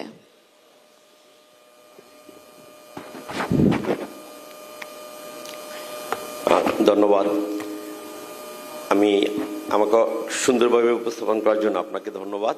আসলে এখানে আমার আগে আমার স্টুডেন্ট এবং ঢাকা বিশ্ববিদ্যালয়ের অতি সম্প্রতি যে ডাকসু নির্বাচন হয়েছেন, সেখানকার বিপি, জিএস এবং এজিএস এবং আমাদের জুলাই আন্দোলনের আমরা বলি মহানায়ক হাসনাত আব্দুল্লাহ এবং বিএনপি স্থায়ী কমিটির সদস্য সালাউদ্দিন আহমেদ এবং আজকের উপস্থাপিকা এবং আজকের অনুষ্ঠান আয়োজক এবং আমার সামনে উপস্থিত সবাইকে আসসালামু আলাইকুম। আমি আসলে ঢাকা বিশ্ববিদ্যালয়ের শিক্ষক হিসাবে যেই প্রশ্নগুলো এসেছে, ছাত্ররা হলে কিভাবে থাকেন, আমরা যখন ছাত্র ছিলাম এখন থেকে 30-35 বছর আগে, সেই সময়টা এরকম ছিল না। মোটামুটি ছাত্ররা হল এক বেডে ঘুমাই, হয়তো কিছু সমস্যা ছিল, সিঙ্গেল সিট পাওয়া যেত, কিন্তু এই এটা আস্তে আস্তে এমন অবস্থায় চলে গেছে গত 15 বছরে বিশ্ববিদ্যালয়ের ছাত্ররা আপনারা গণরুম, এটা খুব পরিচিত একটা নাম, এক রুমে 30 জন 40 জন, মেয়েরা 17-18 জন এরকম থাকতে অভ্যস্ত হয়ে গেছে। এগুলা সবকিছুর মূলেই আমি মনে করি রাজনীতিবিদদের বা বিশ্ববিদ্যালয়ের পরিচালনায় যারা আছেন তাদের একটা দায়বদ্ধতা আছে। প্রথম হলো আমাদের সিটের স্বল্পতা বা আমাদের হলের স্বল্পতা। যদি আমাদের অ্যাভেলেবেল সিট থাকতো, অ্যাভেলেবেল আবাসন ব্যবস্থা থাকতো, তাইলে এই সমস্যাটার হইতো না, কিন্তু আমাদের যেহেতু সেটা অ্যাভেলেবেল না, সেই জন্যই এই ধরনের আমাদের সম্পদ অল্প কিন্তু আমাদের ব্যবহারকারীর সংখ্যা অনেক বেশি, যার ফলে এই একটা সমস্যা আমাদের আছে এবং এটা প্রকট ধারণ করছে গত কিছু বছরের রাজনৈতিক সংস্কৃতির কারণে। কেউ একজন বলছিল, আমার মনে হয় আবিদ বলতেছিলেন যে হলে যেদিন আসছে ও বোধহয় কিছুদিন থাকার পর হল থেকে চলে গেছে। কেন সেটা আমাদের আসলে এইখানে একটা ছাত্র বিশ্ববিদ্যালয়ে আসে, বাংলাদেশের সবচেয়ে মেধাবী ছাত্ররা ঢাকা বিশ্ববিদ্যালয়ে পড়তে আসেন এবং একটা প্রতিযোগিতামূলক ভর্তি পরীক্ষার মাধ্যমে বেস্ট স্টুডেন্টরা এখানে ভর্তি হন। তাদের সে আবাসিক সমস্যা, হলের সমস্যা, খাবার সমস্যা, এটা কেন হবে? এর জন্য আমার মনে হয় বিশ্ববিদ্যালয়ের বাজেট একটা বড় দায়ী এবং ম্যানেজমেন্ট একটা বড় দায়ী। এই বাজেটের পিছনে কারা দায়ী? যারা দেশের রাজনীতিবিদ, যারা দেশের নীতি নির্ধারক, তারা হইল বিশ্ববিদ্যালয়ের বাজেটের জন্য দায়ী। দেখেন, বিশ্ববিদ্যালয়ে শিক্ষার জন্য আমাদের একটা বাজেটে সারা বিশ্বে একটা লিমিট আছে, বাংলাদেশে সেটা সেই লিমিটের চেয়েও কম এবং ঢাকা বিশ্ববিদ্যালয় সবচেয়ে বড় বিশ্ববিদ্যালয়, সেইখানে এই অবস্থা। অন্যান্য বিশ্ববিদ্যালয়গুলোয় কি হবে? এখানে শিক্ষক বা বিশ্ববিদ্যালয় প্রশাসনের দায় যে নাই সেটা আমি বলবো না, বিশ্ববিদ্যালয়ের শিক্ষক এবং প্রশাসনের এখানে কিছুটা দায় আছে। কারণ হলো আমরা শিক্ষকরা যখন রাজনীতিবিদরা পাওয়া থাকে তাদের সংস্পর্শে বা তাদের কাছাকাছি থাকার চেষ্টা করি, যার ফলে আমরা স্বাভাবিক অ্যাক্টিভিটিসগুলো করতে পারি না। আমরা যখন ছাত্র ফার্স্ট ইয়ারে ভর্তি হই তখন দেশনেত্রী বেগম খালেদা জিয়া হলে গিয়েছেন, তার আগেও শেখ মুজিবুর রহমান ঢাকা বিশ্ববিদ্যালয়ের টিচার্স লাউঞ্জে গেছেন, সেটা একটা উদাহরণ ছিল। কিন্তু এরপরে আস্তে আস্তে এই জিনিসগুলা ধ্বংস হয়ে গেছে, সেই যার উল্টা দিকে যাচ্ছে। আমরা শিক্ষকরাই বিভিন্ন জায়গায় দৌড়াদৌড়ি করতেছি বিভিন্ন পদপদবীর জন্য, যার ফলে বিশ্ববিদ্যালয়ের পরিবেশটা আর আগের মতো নাই, যার জন্য এইসব সমস্যাগুলা হচ্ছে দিন দিন। এরপর আমি একটু বলবো আমাদের জাতীয় রাজনীতি নিয়ে, বিশেষ করে 24 পরবর্তী জাতীয় রাজনীতি নিয়ে। আমরা গত 15 বছর বাংলাদেশে কি একটা অবস্থা ছিল সবাই দেখতেছিলেন, গুম খুম, ইভেন আমাদের সালাউদ্দিন ভাই বাংলাদেশে ছিলেন না অনেক বছর। এটা কেন হয়েছে? একটা রাজনৈতিক দলের ফ্যাসিস্ট আচরণের জন্য। কিন্তু সেই রাজনৈতিক দলের ফ্যাসিস্ট থেকে বের হয়ে আসার জন্য আমাদের দেশের বিএনপি বলেন, জামাত বলেন, এনসিপি বলেন, সবাই একত্রিত আন্দোলন করছে। কিন্তু 24-এর পরে আস্তে আস্তে সব রাজনৈতিক দলগুলোর মধ্যে কেন বিভাজন হচ্ছে? আমার মনে হয় এই মুহূর্তে আমাদের সবচেয়ে বড় যে জিনিসটা যেটা দরকার, সব রাজনীতিবিদদের মধ্যে ঐক্য দরকার। যদি ঐক্য হয় তাহলে এই দেশ ভালো থাকবে। আমরা সাধারণ মানুষ যারা আছি, আমরা আওয়ামী লীগ, বিএনপি, এনসিপি, জামাত ইসলামী এটা বুঝতে চাই না। আমরা বুঝতে চাই এদেশে আমরা ভালোভাবে থাকতে চাই, আমাদের ভবিষ্যৎ প্রজন্ম এদেশে ভালোভাবে বাঁচতে পারবে, এদেশে ভালোভাবে লেখাপড়া করতে পারবে। সেই জন্য আজকে যদি আমরা সামান্য জিনিস হলের সিট নিয়ে বিতর্ক করতে হয়, বিভিন্ন ছোটখাটো জিনিস নিয়ে ওইখানে কে মঞ্চ করবে বা ওইখানে কে মিটিং করবে, দুই পার্টির মধ্যে আলোচনা করতে হয়। সারা বিশ্ব এগিয়ে যাচ্ছে আর্টিফিশিয়াল ইন্টেলিজেন্সের দিকে, ডাটা সায়েন্সের দিকে, সারা বিশ্ব অনেক দূরে আগে গেছে। আর আমরা যদি এইসব ছোটখাটো জিনিস নিয়ে তর্ক বিতর্ক মারামারি করতে হয়, তাহলে কিন্তু আমাদের দেশের অবস্থা খুব একটা ভালো হবে না।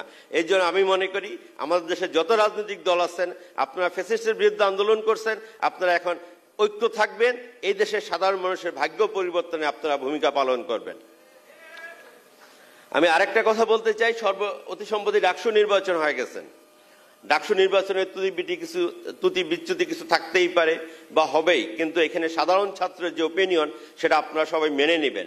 মেনে নিয়ে আমি মনে করি যারা এখানে পরাজিত হয়েছেন, পরাজিত আমি বলবো না, আপনারা কিছু কম ভোট পেয়েছেন, এখান থেকে আপনারা শিক্ষা নেবেন। আগামী বছর আপনারা কিভাবে ভালো রেজাল্ট করতে পারেন, ভালো কাজ করতে পারেন, সাধারণ ছাত্রদের মন জয় করতে পারেন এবং আপনারা নেতৃত্বে ফিরে আসতে পারেন। It's an opportunity for you. আমি মনে করি না আপনারা ভেঙে যাবেন বা এখান থেকে হতাশ হয়ে ফিরে যাবেন। এটা একটা সুযোগ আসছে, আপনারা কাজ করেন, সাধারণ ছাত্রদের জন্য কাজ করতে হবে। এবং দেশের যে প্রচলিত ধারা রাজনীতি ছিল সেটা অবশ্যই চেঞ্জ হবে। কি ছিল হল দখল করা বা সিট দখল করা, সেই সব রাজনীতি আর নাই। চাঁদাবাজি করা, যদিও মিডিয়ার কথা অনেক বলছেন যে দেশে হয়তো চাঁদাবাজি কিছু হয়, সেটা হয়তো অতিরঞ্জিত হয় বা বেশি হয় কম হয়, সেটা সেভাবে মিডিয়া আছে, কিন্তু সেই জায়গায় আপনাদের কাজ করতে হবে যাতে মিডিয়া ট্রায়াল না হইতে পারে এবং সঠিক তথ্য উপস্থাপন করতে হবে এবং সাধারণ ছাত্রদের মন জয় করেই ডাকসু বলেন, জাকসু বলেন, যত জায়গায় বলেন সেখানে নির্বাচিত হবে। এই জন্য আমি মনে করি যারা এবার ইলেকশনে পার্টিসিপেট করছেন, আপনারা একটা শুভ সূচনা করছেন, গণতন্ত্র উত্তরণে আপনারা সহযোগিতা করছেন এবং আপনারা আগামীতে এইখান থেকে শিক্ষা নিয়ে আপনারা জয়লাভ করবেন, এটা আমি মনে করি। আমি আর কথা বেশি বাড়াতে চাই না, পরিশেষে একটা কথা বলতে চাই। আমাদের এইখানে অনেকেই শহীদ প্রেসিডেন্ট জিয়াউর রহমানের অনুসারী আছেন। জিয়াউর রহমানের দুইটা গুণ যাতে আমরা ব্যক্তিগতভাবে চর্চা করতে পারি, একটা হলো দেশপ্রেম, একটা কি দেশপ্রেম, দেশপ্রেমের বিকল্প নাই। আরেকটা হলো শহীদ প্রেসিডেন্ট জিয়াউর রহমানের অর্থনৈতিক সততা। অনেক কথা বলতে পারবেন মানুষ, অনেক তার হয়তো পলিটিক্যাল সমালোচনা করতে পারবেন, কিন্তু তার অর্থনৈতিক সততা নিয়ে কেউ কোনো কথা আজ পর্যন্ত বলতে পারেন নাই। আমি মনে করি যারা শহীদ প্রেসিডেন্ট জিয়াউর রহমানের আদর্শ অনুসরণ করেন তারা সবাই তার এই দুইটা গুণ, একটা হলো দেশপ্রেম এবং অর্থনৈতিক সততা, এই দুইটা গুণ আমাদের প্রত্যেকের ব্যক্তিগত জীবনে চর্চা করার অনুরোধ করব। এই বলে আমাকে এখানে কথা বলতে দেওয়ার সুযোগ দেওয়ার জন্য আজকের অনুষ্ঠানের সংগঠনদেরকে ধন্যবাদ জানিয়ে শেষ করি। আসসালামু আলাইকুম। আপনার মূল্যবান বক্তব্য প্রদান করার জন্য। আসলে আমরা এই যে ঢাকা বিশ্ববিদ্যালয়ে কয়েকদিন আগে ডাকসু নির্বাচন অনুষ্ঠিত হয়ে গিয়েছিল, সেখানে আমরা অনেকগুলো সমস্যা দেখেছি। সেই সমস্যাগুলো দেখার পর আমার মনে হয়েছিল যে একটি গণতান্ত্রিক ব্যবস্থাকে সমুন্নত রাখতে এবং মানুষের অধিকার প্রতিষ্ঠিত করার জন্য যে নির্বাচন ব্যবস্থাটা অত্যন্ত গুরুত্বপূর্ণ। কারণ নির্বাচন না এলে মানুষের জবাবদিহিতা থাকে না এবং এই ডাকসুতে যদি নির্বাচন না হতো এই সমস্যাগুলো সারা জীবন চলতেই থাকতো, কেউ এগুলা নিয়ে কথা বলতো না। আজকে নির্বাচন হয়েছে, জবাবদিহিতা থাকবে, সে কারণে এই সমস্যাগুলোর সমাধান আমরা পেয়ে যেতে পারবো ইনশাল্লাহ। আমরা আমাদের অনুষ্ঠানের একদম পর্যায়ে এসেছি। এখন আমাদের যারা অডিয়েন্স রয়েছেন তাদের জন্য আমাদের কিছু প্রশ্ন রয়েছে, আমাদের ছাত্রছাত্রী ভাই বোনদের জন্য। আপনারা প্রস্তুত তো?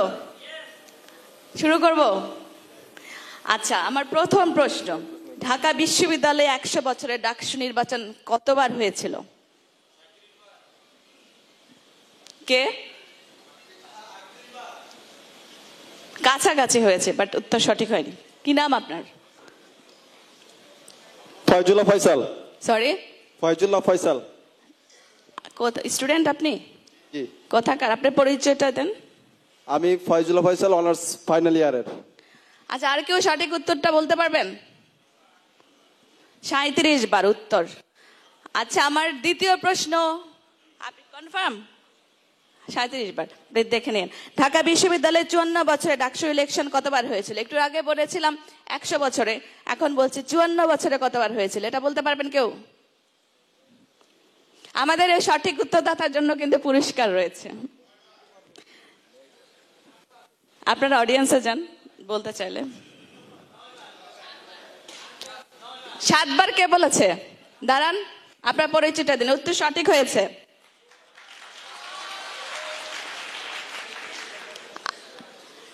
ওনার নামটা লিখে রাখো। থ্যাংক ইউ, আমাদের প্রথম উইনার পেয়ে গেছি। আমাদের তৃতীয় প্রশ্ন, আমাদের 10টি প্রশ্ন রয়েছে। কোন শাসকের আমলে এবং কত সালে ডাকসুর ব্যালট বাক্স ছিনতাই হয়েছিল? কোন শাসকের আমলে এবং কত সালে ডাকসুর ব্যালট বাক্স ছিনতাই হয়েছিল?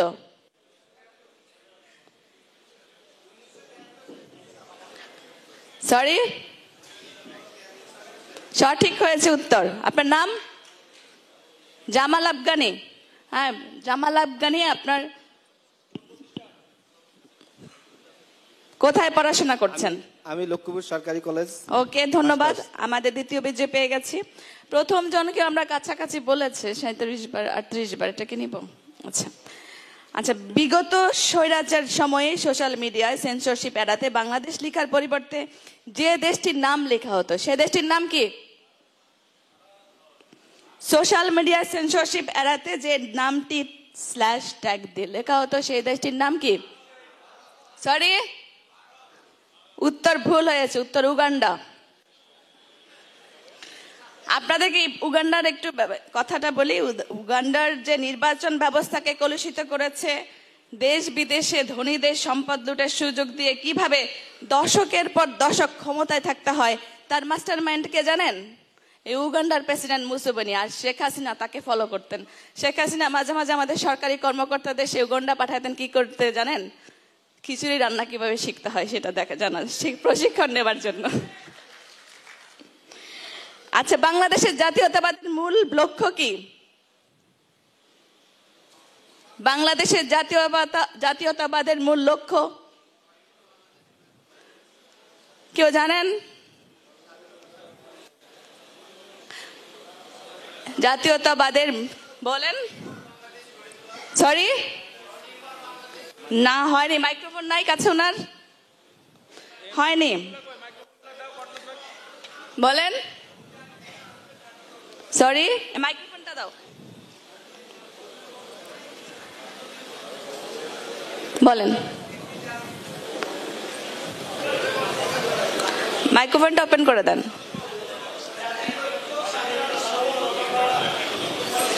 না হয়নি, উত্তর হয়নি। জাতীয় ঐক্য এবং স্বাধীনতার সার্বভৌমত্ব রক্ষা করা।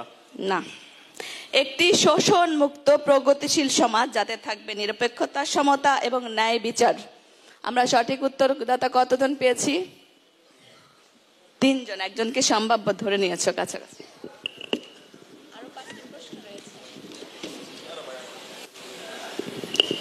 এটা একটু কঠিন প্রশ্ন, কিন্তু আপনাদের জানার জন্য যদি বলছি, উত্তর দিতে হয়তো একটু কঠিন হবে। বাংলাদেশের একজন প্রেসিডেন্টের দক্ষতা সম্পর্কে বলতে গিয়ে ভারতের সাবেক প্রেসিডেন্ট নীলাভ সঞ্জীব রেড্ডি একটি উক্তি করেন, কোয়াইট স্মার্ট ইজন্ট ইট? আপনাদের বলতে হবে উক্তিটি কার সম্পর্কে এবং কার সঙ্গে কথোপকথনটি হয়েছিল। কার সঙ্গে কথাটা হয়েছিল? আচ্ছা, আমি উত্তর বলে দিচ্ছি। বাংলাদেশের রাষ্ট্রনায়ক শহীদ রাষ্ট্রপতি জিয়াউর রহমান এবং ভারতের সাবেক প্রধানমন্ত্রী ইন্দিরা গান্ধীর সাথে কথাটি হয়েছিল এবং ইন্দিরা গান্ধী কথাটার উত্তরে বলেছিলেন, also intelligent, we have to watch him closely. মানে আমাদের রাষ্ট্রনায়ককে তারা খুবই পছন্দ করেছেন এবং তার সাথে ভবিষ্যতে অনেক অনেক কাজ করার জন্য প্ল্যান করেছিলেন। বাংলাদেশের প্রথম, পরবর্তী আমাদের 7 নম্বর কোশ্চেন, বাংলাদেশের প্রথম বিচার বহির্ভূত হত্যাকাণ্ড কত সালে সংঘটিত হয়েছিল এবং কে সে হত্যাকাণ্ডের শিকার হয়েছিলেন?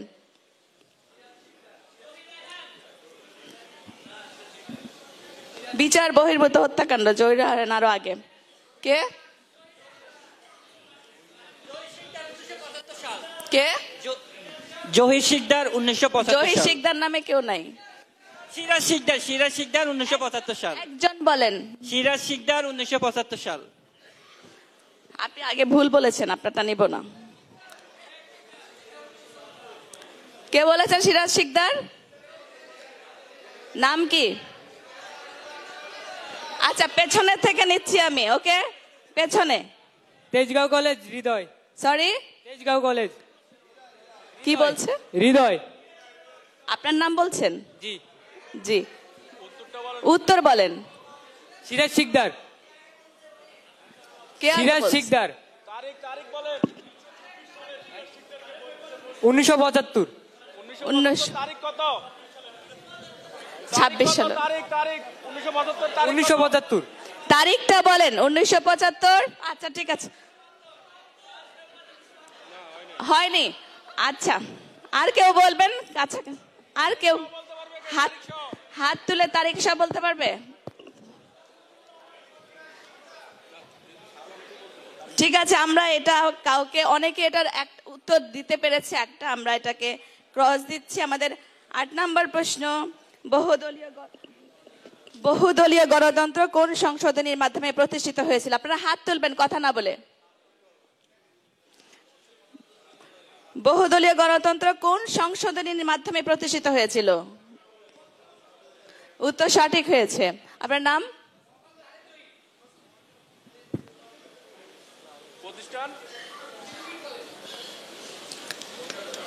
আপনাদের জন্য আমার 9 নম্বর প্রশ্ন, জেনারেশন জেড নিয়ে অনেক আলোচনা। জেনজির পরবর্তী জেনারেশনের নাম কি? নাম কি? হ্যাঁ, শারিয়ার আজম। এবার আপনাদের কাছে আমার সর্বশেষ প্রশ্ন, আমাদের যে শেখ হাসিনা পালিয়ে গেছেন, তিনি অনেক সুন্দর সুন্দর রেসিপি দিয়ে গেছেন। মাত্র 30 সেকেন্ডে তার জনপ্রিয় 3টি রেসিপির নাম কে বলতে পারবেন? হাত তুলবেন। নো, 3টা রেসিপি 30 সেকেন্ডে একদমই বলতে হবে। না না, ক্রাউড শুনতে চায় না। নো, হাত তুলবেন। আপনি বলেন। সরি,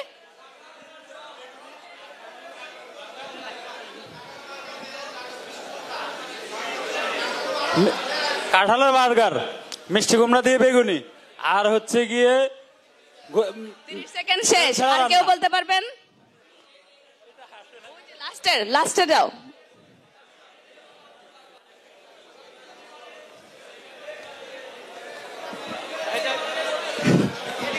ইলিশ বিরিয়ানি, কাঁঠালের বার্গার, আর কুমড়া দিয়ে চপ, কুমড়ার বিহরি চপ। প্রেজেন্টেশনটা একটু, জি আবার বলেন। ইলিশ বিরিয়ানি। না, ইলিশ বিরিয়ানি তো অনেক পপুলার, ভালো। এটা তো রেসিপি হয় নাই। অন্য কেউ? কাঁঠালের বার্গার। না না, আপনি অন্য কেউ? ওই যে হাত তুলে চমকে দাও।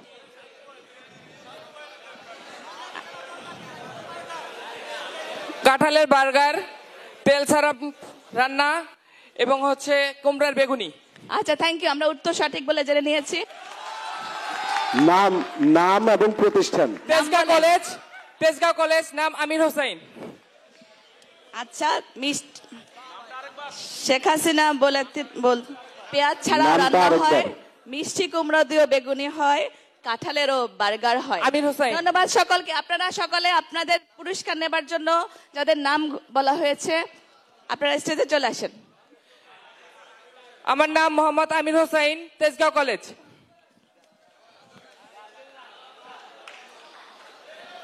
এই জন্যে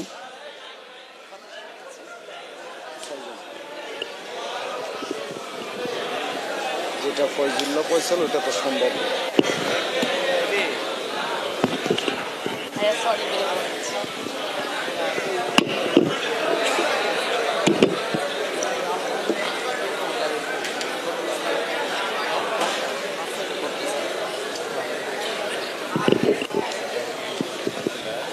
আপনাকে জিজ্ঞেস করবো,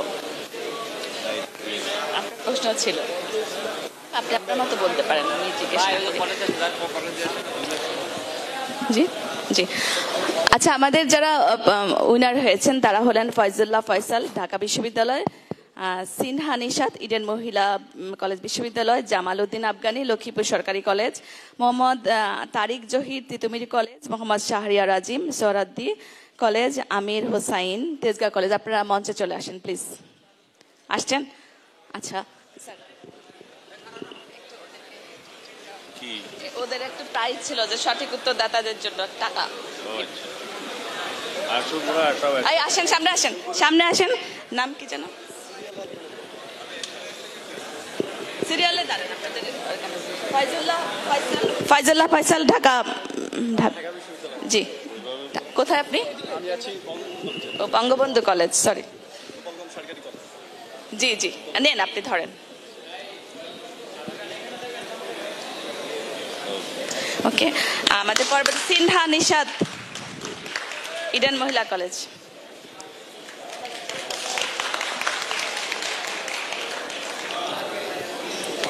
রয়েছেন জামাল উদ্দিন আফগানি সরকারি লক্ষ্মীপুর সরকারি কলেজ তারিক জহির তিতুমির কলেজ মোহাম্মদ শাহরিয়ার আজিম সোহরাওয়ার্দী কলেজ আমির হোসাইন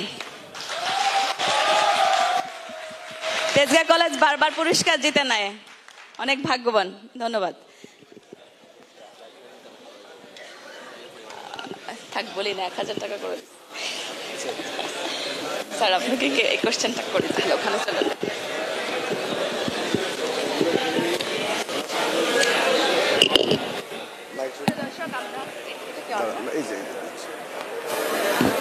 প্রিয় সুধী আমরা আমাদের অনুষ্ঠানের একদম শেষ পর্যায়ে চলে এসেছি আমাদের প্রধান অতিথি আমাদের স্থায়ী কমিটির সদস্য আমাদের অত্যন্ত শ্রদ্ধেয় আমাদের প্রিয় নেতা যিনি সবসময় অনেক ব্যস্ত সময়ের মধ্যেও সবসময় আমাদের প্রতি সহনশীল মর্মিতার আচরণ প্রদর্শন করে থাকেন এবং অনেক ব্যস্ত সময়ের মধ্যেও আমাদের মতো একজন ক্ষুদে নগণ্য মানুষদের অনুষ্ঠানে উনি এসেছেন সময় দিয়েছেন তার প্রতি অত্যন্ত আন্তরিকভাবে কৃতজ্ঞতা প্রকাশ করছি আমাদের আজকের যারা জার্নালিস্ট এসেছেন সাংবাদিক বৃন্দ ভাই বোনেরা এসেছেন কষ্ট করে আপনারা অনেকক্ষণ ধরে ধৈর্য ধরে আমাদের অনুষ্ঠান উপভোগ করছেন এবং রয়েছেন আপনাদের সকলের প্রতি কৃতজ্ঞতা জানাচ্ছি বিভিন্ন ইউনিটের ছাত্র ছাত্রী নেতৃবৃন্দ যারা আপনারা এসেছেন আমাদের অনুষ্ঠানকে প্রাণ চঞ্চলতা দিয়েছেন সবাইকে আন্তরিকভাবে ধন্যবাদ জানাচ্ছি আমাদের প্রধান অতিথি ইতিমধ্যে আমাদের প্রোগ্রামের অনেকগুলো বিষয়ে উনি শুনেছেন তারপরে আমাদের সংগঠনের পক্ষ থেকে ওনার কাছে যে প্রশ্নটি আমরা জানতে চাই সেটি হলো বাংলাদেশে বেকার সমস্যা একটি দীর্ঘদিনের সামাজিক অর্থনৈতিক চ্যালেঞ্জ শিক্ষা প্রশিক্ষণে রয়েছে ঘাটতি তাত্ত্বিক শিক্ষায় গুরুত্ব বেশি কিন্তু কারিগরি ও প্রযুক্তিগত শিক্ষার অভাব রয়েছে বিগত সময়ে আমরা দেখেছি বেসরকারি খাতে কর্মসংস্থান সৃষ্টির সঙ্গে শিক্ষা দক্ষতা বাড়ানোর বিষয়টি সমন্বয় না করে তার বদলে একের পর এক বিতর্কিত বৃহৎ অবকাঠামো প্রকল্প গ্রহণ করা হয়েছে আমলাতন্ত্রের আকার বেড়েছে ইত্যাদি ইত্যাদি প্রধান উপদেষ্টা ডক্টর ইউনূস সাহেব বলেছেন চাকরি নয় উদ্যোক্তা হবার চেষ্টা করুন বিএনপি বলেছে ক্ষমতা এলে বছরে 1 কোটি লোকের চাকরির ব্যবস্থা করা হবে ইলেকশন তো ঘনিয়ে আসছে এসব প্ল্যানিং করা হয়েছে না সরকারি এলে পরিকল্পনা করা হবে এবং তা বাস্তবায়ন করতে আবারও জনগণের ম্যান্ডেট চাওয়া হবে কিনা যদিও আমরা জানি আমাদের আজকে প্রধান অতিথি জনাব সালাউদ্দিন আহমদ স্যার ঐক্যমত্য কমিশনে ভীষণ ব্যস্ত সময় কাটাচ্ছেন তারপরও জানতে চাই এইসব পরিকল্পনা কি দলের রয়েছে কি স্যার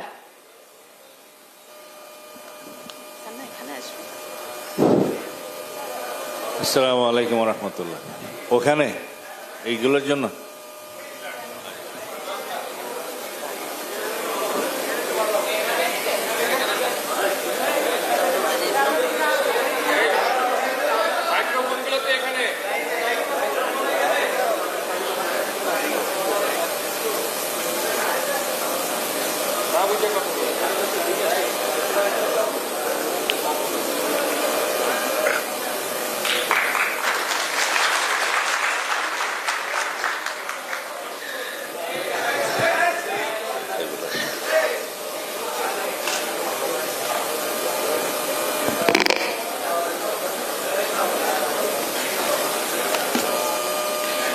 কি নাম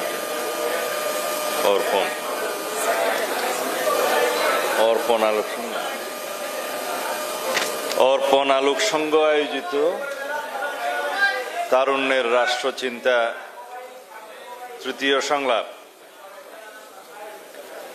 এই আয়োজনের যারা আয়োজক বিথিকা যারা আলোচক এবং অতিথি হয়ে এসছেন সকল তরুণ নেতৃবৃন্দ উল্লেখযোগ্য হচ্ছে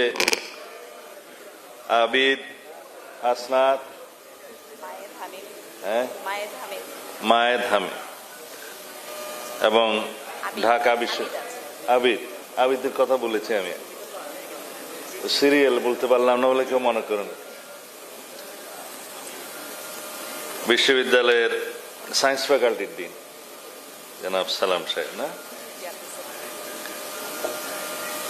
যারা এই অনুষ্ঠানকে মর্যাদাবান করার জন্য উপস্থিত হয়েছেন, অংশগ্রহণ করেছেন, সকল ভাই বোন, সাংবাদিক বন্ধুগণ, আসসালামু আলাইকুম রহমতুল্লাহ।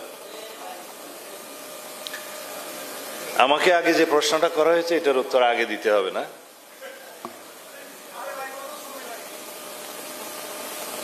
প্রথম হচ্ছে বেসরকারি খাতের কর্মসংস্থান সৃষ্টির লক্ষ্যে না সঙ্গে শিক্ষা ও দক্ষতা বাড়ানোর বিষয়টি সমন্বয় করা হয় নাই, এই তো শিক্ষা ও প্রশিক্ষণের ঘাটতি। আমার চিন্তায় বাংলাদেশের শিক্ষা ব্যবস্থার প্রধান গলত হচ্ছে আমরা সবাই মাস্টার ডিগ্রি অর্জন করতে চাই, কিন্তু উন্নত বিশ্বে আপনারা খোঁজ নিলেই জানবেন, অনেকেই জানেন অবশ্যই, দ্বাদশ শ্রেণীর পরে গ্রাজুয়েশন করার জন্য সবাই যান না, শুধু এটা সার্টেন পোর্শন যায়। গ্রাজুয়েশনের পরে প্রায় সকলেই এমপ্লয়েড হয়ে যায়, প্রায়। এরপরে মাস্টার্স করতে আর কেউ যায় না। তারাই যায় যারা রিসার্চ করবে, পিএইচডি করবে, শিক্ষকতা করবে এবং উচ্চতর ডিগ্রি অর্জনের মধ্য দিয়ে উচ্চতর রিসার্চ করবে, তারাই কেবল মাস্টার্সে যায়। কিন্তু আমাদের এই দক্ষিণ এশিয়ায় আমাদের যে কয়েকটি অঞ্চল আছে, ইদানিং একটা টার্ম আছে গ্লোবাল সাউথ। এই গ্লোবাল সাউথেরও বহু দেশ উন্নত বিশ্বের কাছাকাছি আছে। সব জায়গায় আপনারা খেয়াল করলে দেখবেন যারা উন্নতির শিখরে উঠেছে তাদের মধ্যে মাস্টার ডিগ্রি করার প্রবণতা কম। তারাই করে যারা রিসার্চ করবে, শিক্ষকতা করবে, উচ্চতর জ্ঞান আহরণ করবে, জ্ঞানভিত্তিক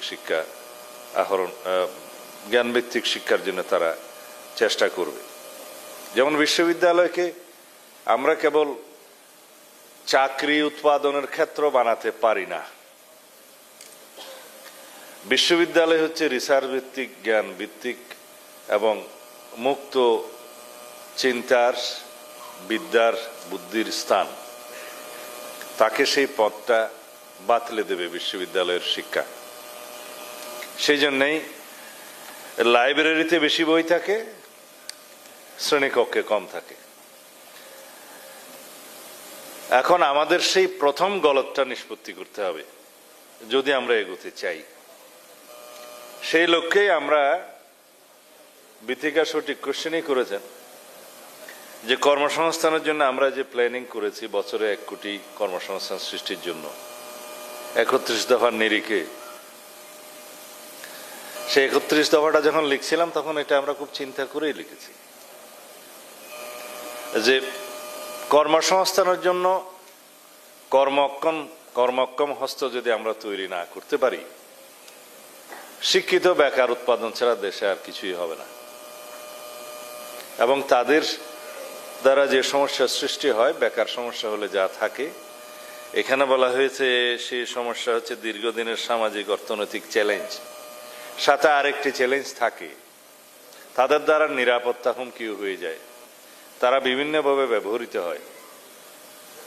তো সেই জন্য সবাইকে গ্রাজুয়েশন করতে হবে কেন, সবাইকে মাস্টার ডিগ্রি অর্জন করতে হবে কেন, এটা নিষ্পত্তি করতে হবে আগে। তাহলে বিশ্ববিদ্যালয়ের ওই আবাসিক সমস্যাও কমবে এবং শিক্ষকতার যে গুণগত মান সেটাও বজায় রাখা যাবে এবং ছাত্রদের রিক্রুটমেন্টের সময় একটা গুণগত অবস্থা বজায় রাখা সক্ষম হবে। সেই জায়গায় যাওয়ার জন্যেই আমরা ভোকেশনাল ট্রেনিং এবং ভোকেশনাল শিক্ষা প্রসারের জন্য আমরা মনোযোগ দিচ্ছি। সেই পরিকল্পনা আমরা নিয়েছি, আমাদের বিশদ পরিকল্পনা প্রণয়ন হয়েছে। শুধু যদি জনগণ ম্যান্ডেট দেয় সরকারিভাবে সেটা বাস্তবায়নের জন্য, তারপরে কার্যকর পরিকল্পনা, কর্মসূচি, প্রজেক্ট ইত্যাদি নির্মাণের মধ্য দিয়ে সেটা বাস্তবায়ন করা হবে ইনশাআল্লাহ।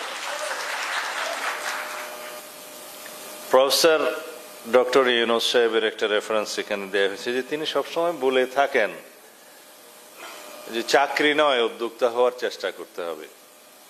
সেটাও কর্মসংস্থানের জন্য। উদ্যোক্তা হলে দুটো লাভ, নিজের কর্মসংস্থান হলো এবং অপরের কর্মসংস্থানের ব্যবস্থা করা গেল। একটা উত্তম আইডিয়া। সেজন্য তিনি ইনোভেটিভ অনেক আইডিয়া দেশে এবং বিদেশে, সারা বিশ্বে তার অনেক আইডিয়ার বিস্তার ঘটিয়েছেন। পৃথিবীর অনেক দেশ সেটা ফলো করে। এটা মোটামুটি প্রশ্নের উত্তর শেষ। বক্তব্যে আসি। তারুণ্যের রাষ্ট্র চিন্তার মধ্যে মানবিক মূল্যবোধ ভিত্তিক শিক্ষা ও শিক্ষাঙ্গন, শিক্ষা হোক জীবনমুখী, সৃজনশীল, গবেষণামুখী, বিজ্ঞানমুখী এবং বৈচিত্র্যময়, সর্বোপরি সবার জন্য শিক্ষা চাই। লাস্ট এটা দিয়ে শুরু করি। সবার জন্য শিক্ষা আমরা বহু বছর আগে থেকেই চাই। কার্যকর কি ভূমিকা কারা রেখেছে? সবার জন্য শিক্ষা বাস্তবায়নের জন্য আমরা 1991 সালে দেশনেত্রী বেগম খালেদা জিয়ার ঘোষণা মতে বাংলাদেশে সবার জন্য শিক্ষা কার্যক্রম শুরু করি। শহীদ রাষ্ট্রপতি জিয়াউর রহমান গণশিক্ষা কার্যক্রমের মধ্য দিয়ে সাক্ষরতার অভিযান চালিয়ে বয়স্কদের জন্য বয়স্ক শিক্ষা পাঠশালা এবং কর্মসূচি প্রণয়ন করে সাক্ষরতার হার বাড়িয়েছিলেন। এই জন্যই সবসময় বলি, বাংলাদেশে যা কিছুই সংস্কার এবং উৎপাদনশীল শিক্ষা, উন্নয়ন এবং সমৃদ্ধির পরিকল্পনা প্রণীত হয়েছে, বাস্তবায়ন হয়েছে, সকল কিছুই বিএনপির হাত ধরেই শুরু হয়েছে। অন্যান্য সরকারের কিছু কিছু কৃতিত্ব নাই সেটা বলবো না, কিন্তু উল্লেখ করার মতো নয়।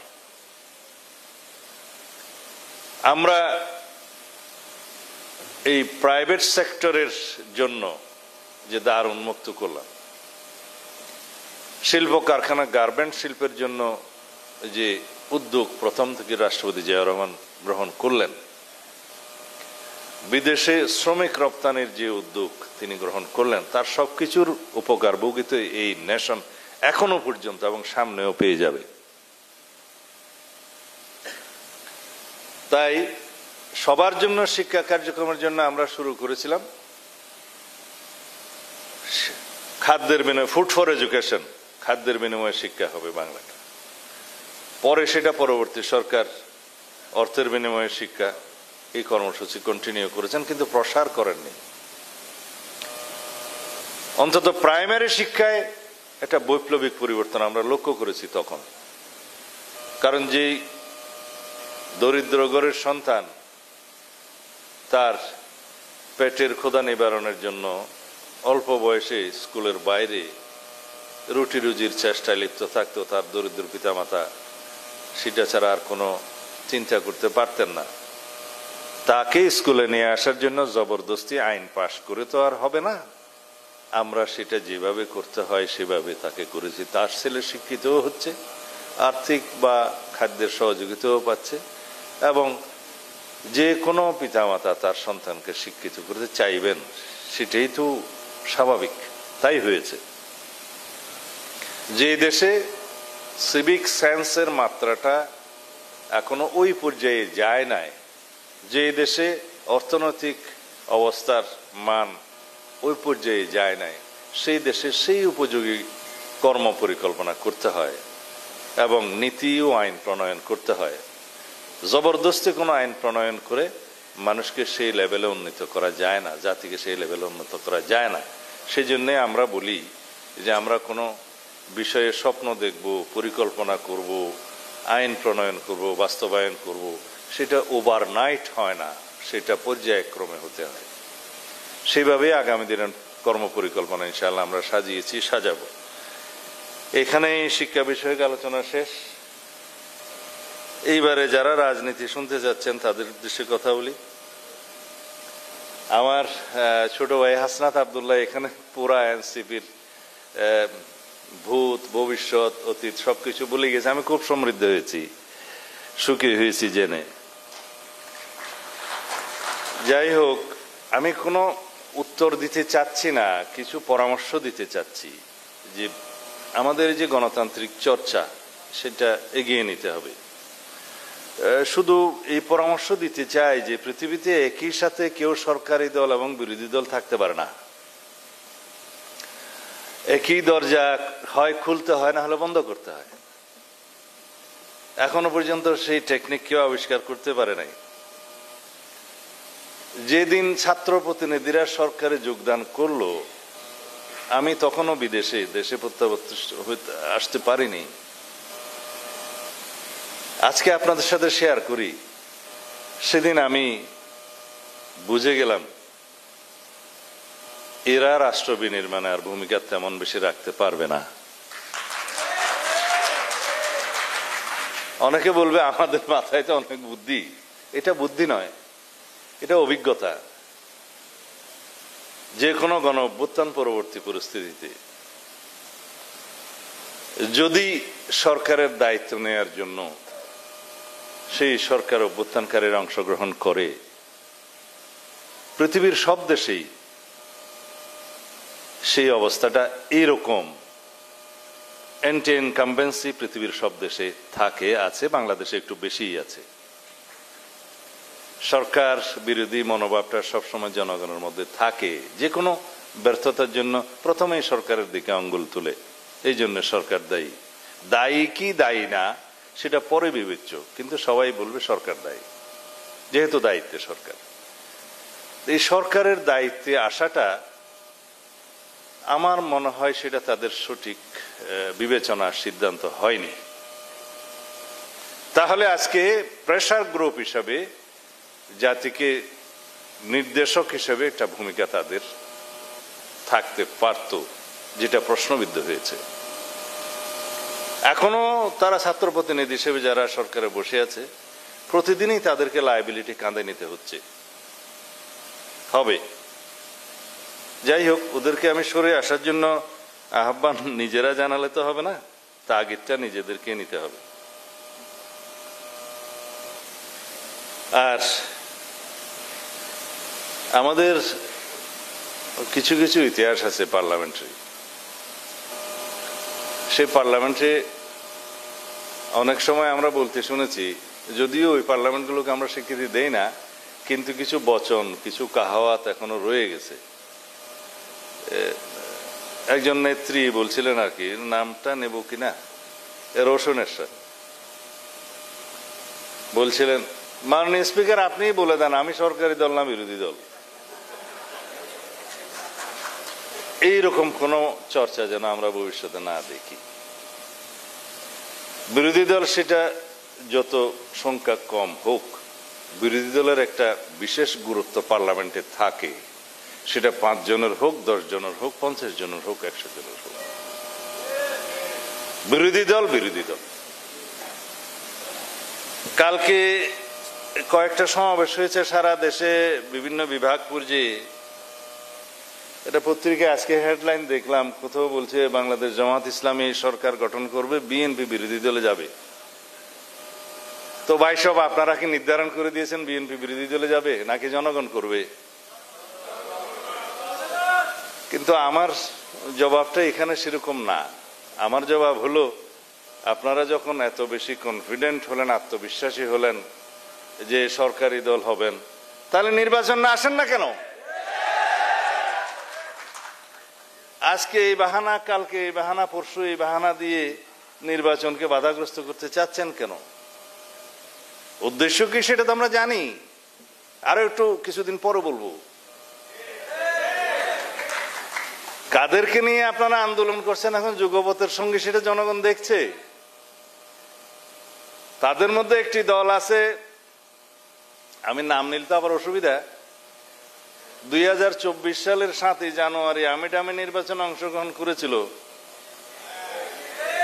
মার্কাটা বলতে পারি না? না, আচ্ছা আপাতত এটা থাকলো, কারণ 7টা দলের মধ্যে আপনারা নাম খুঁজে নেবেন।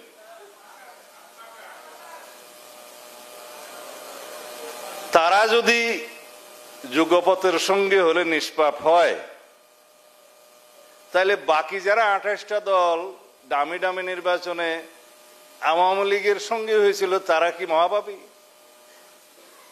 মানে আপনাদের সাথে সঙ্গী হলে যুগপথের তাদের কোনো পাপ নাই, এই নীতি সঠিক নয়।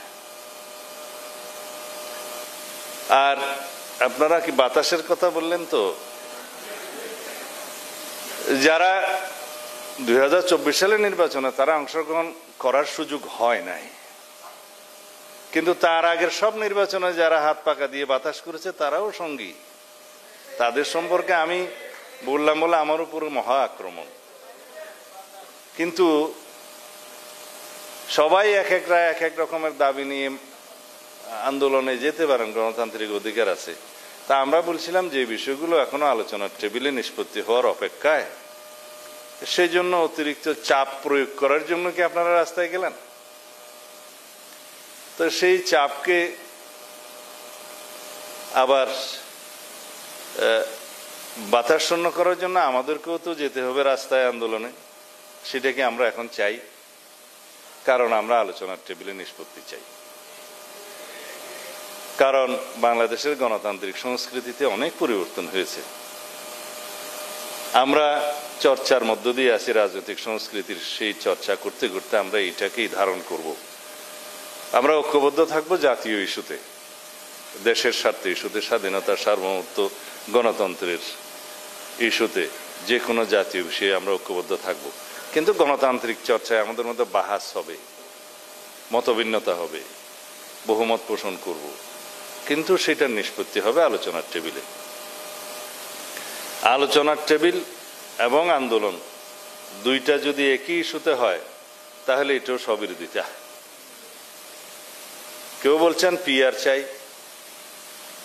ঠিক আছে, পিআর যদি চাইতে হয় সেটা তো ডিসাইড করবে জনগণ। আমরা কে কয়টা রাস্তায় মিছিল করলাম, বিভাগীয় পর্যায়ে কে কয়টা সভা করলাম, 1000-2-3 লোক নিয়ে মিছিল করলাম, তাতে কি পিআর প্রতিষ্ঠিত হয়ে গেল? আপনারা নির্বাচনী ইশতেহারে আপনাদের দাবিগুলো উল্লেখ করে নির্বাচনে আসুন। জনগণ যদি আপনাদের পক্ষে রায় দেয়, ইশতেহারের পক্ষে রায় দেয়, আপনারা সেটা বাস্তবায়ন করবেন। এটাই তো গণতান্ত্রিক রীতি। আর কেউ বলছেন এই সনদের আইন আনুক, আইনি ভিত্তি যদি না দেয়, তার ভিত্তিতে নির্বাচন না হয়, তাহলে নির্বাচনে যাবে না, ইত্যাদি ইত্যাদি। তা আইনি ভিত্তি দেওয়ার সমস্ত কলা কৌশল নিয়েই তো আমরা আলোচনায় আছি। সমস্ত রকমের বিশ্লেষণ আমরা করেছি, অনেকে তাদের দাবি দিয়েছে, প্রস্তাব দিয়েছে, বিশেষজ্ঞ কমিটি দিয়েছে, আমরা সেটার উপরে কথা বলছি।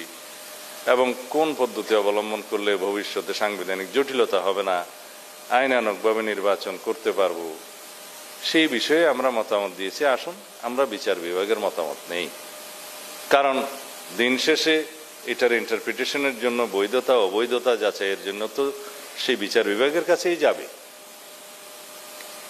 রাষ্ট্রে আইন প্রণয়ন করে আইন বিভাগ, সেই আইনটার উপর ভিত্তি করে বিচার করে বিচার বিভাগ, সেই আইনটার বা বিচার বিভাগের সিদ্ধান্ত বাস্তবায়ন করে প্রশাসন।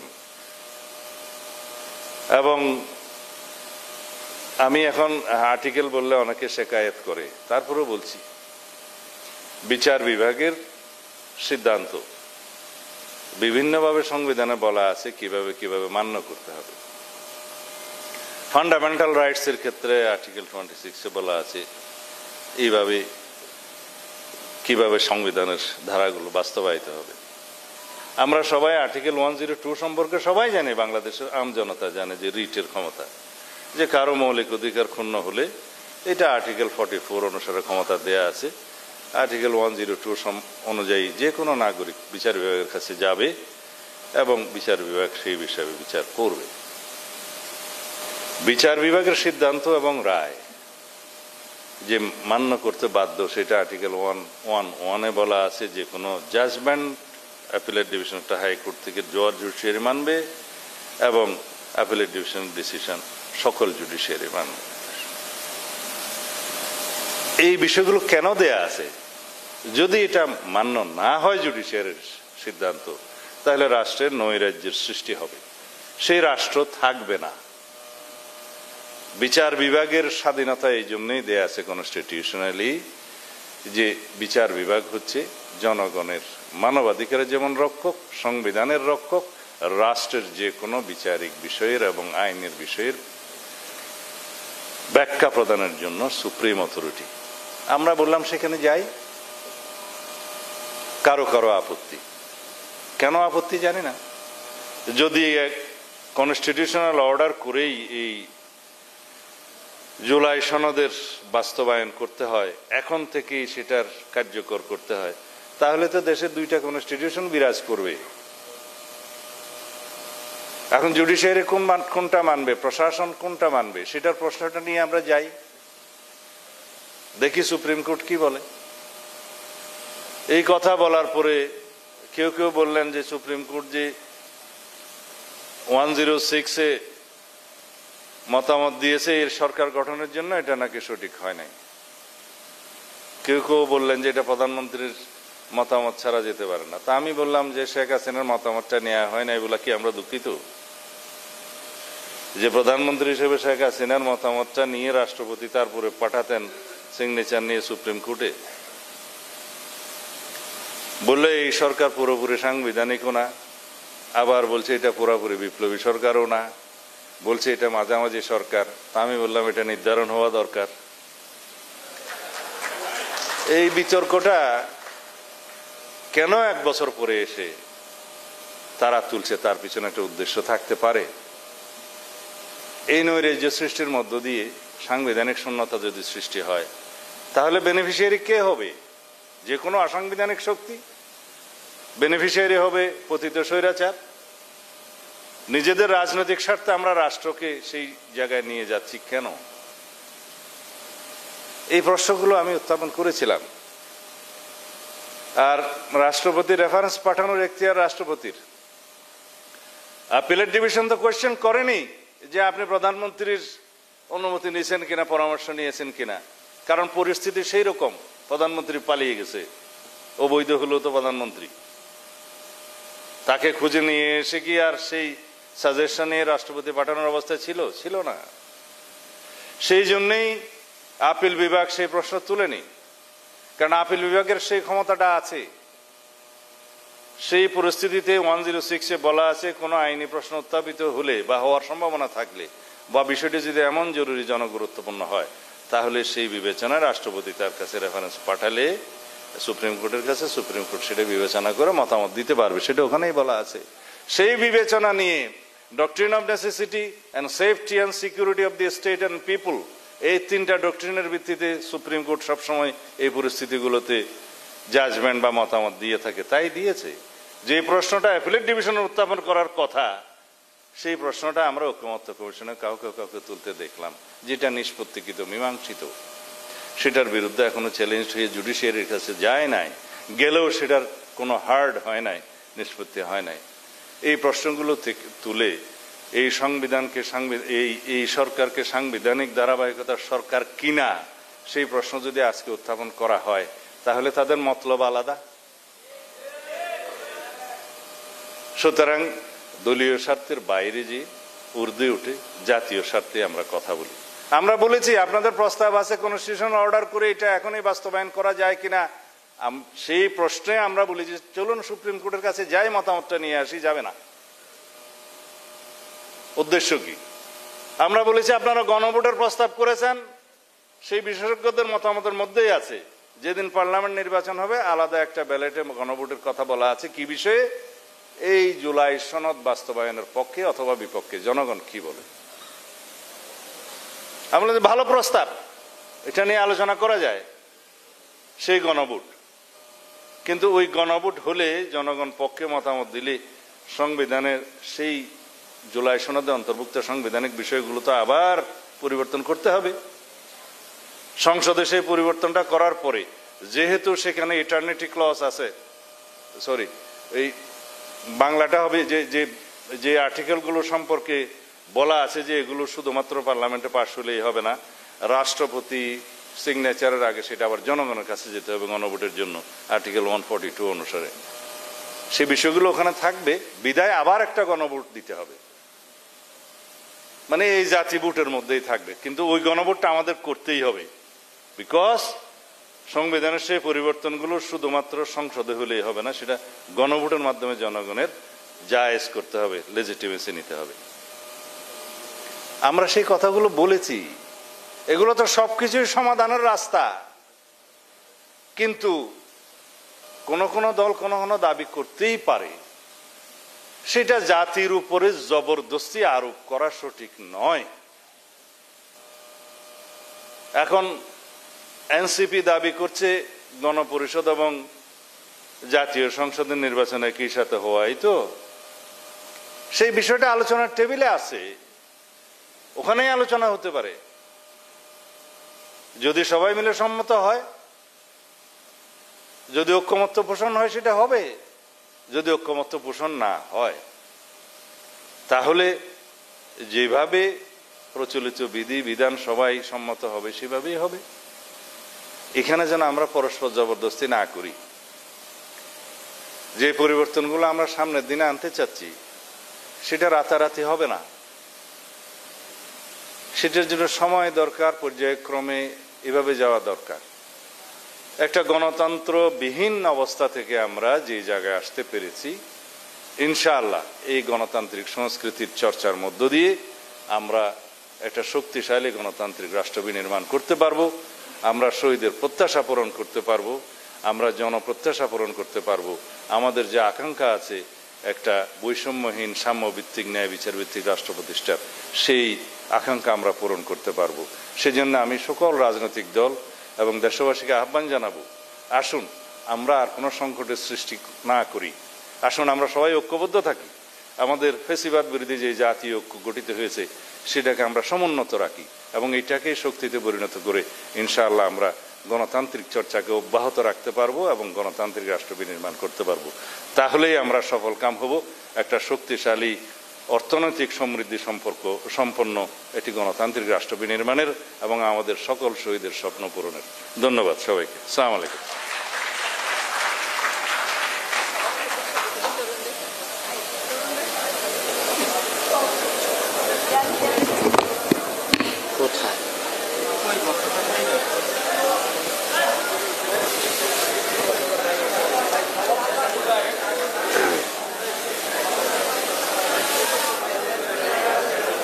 কি পাবো?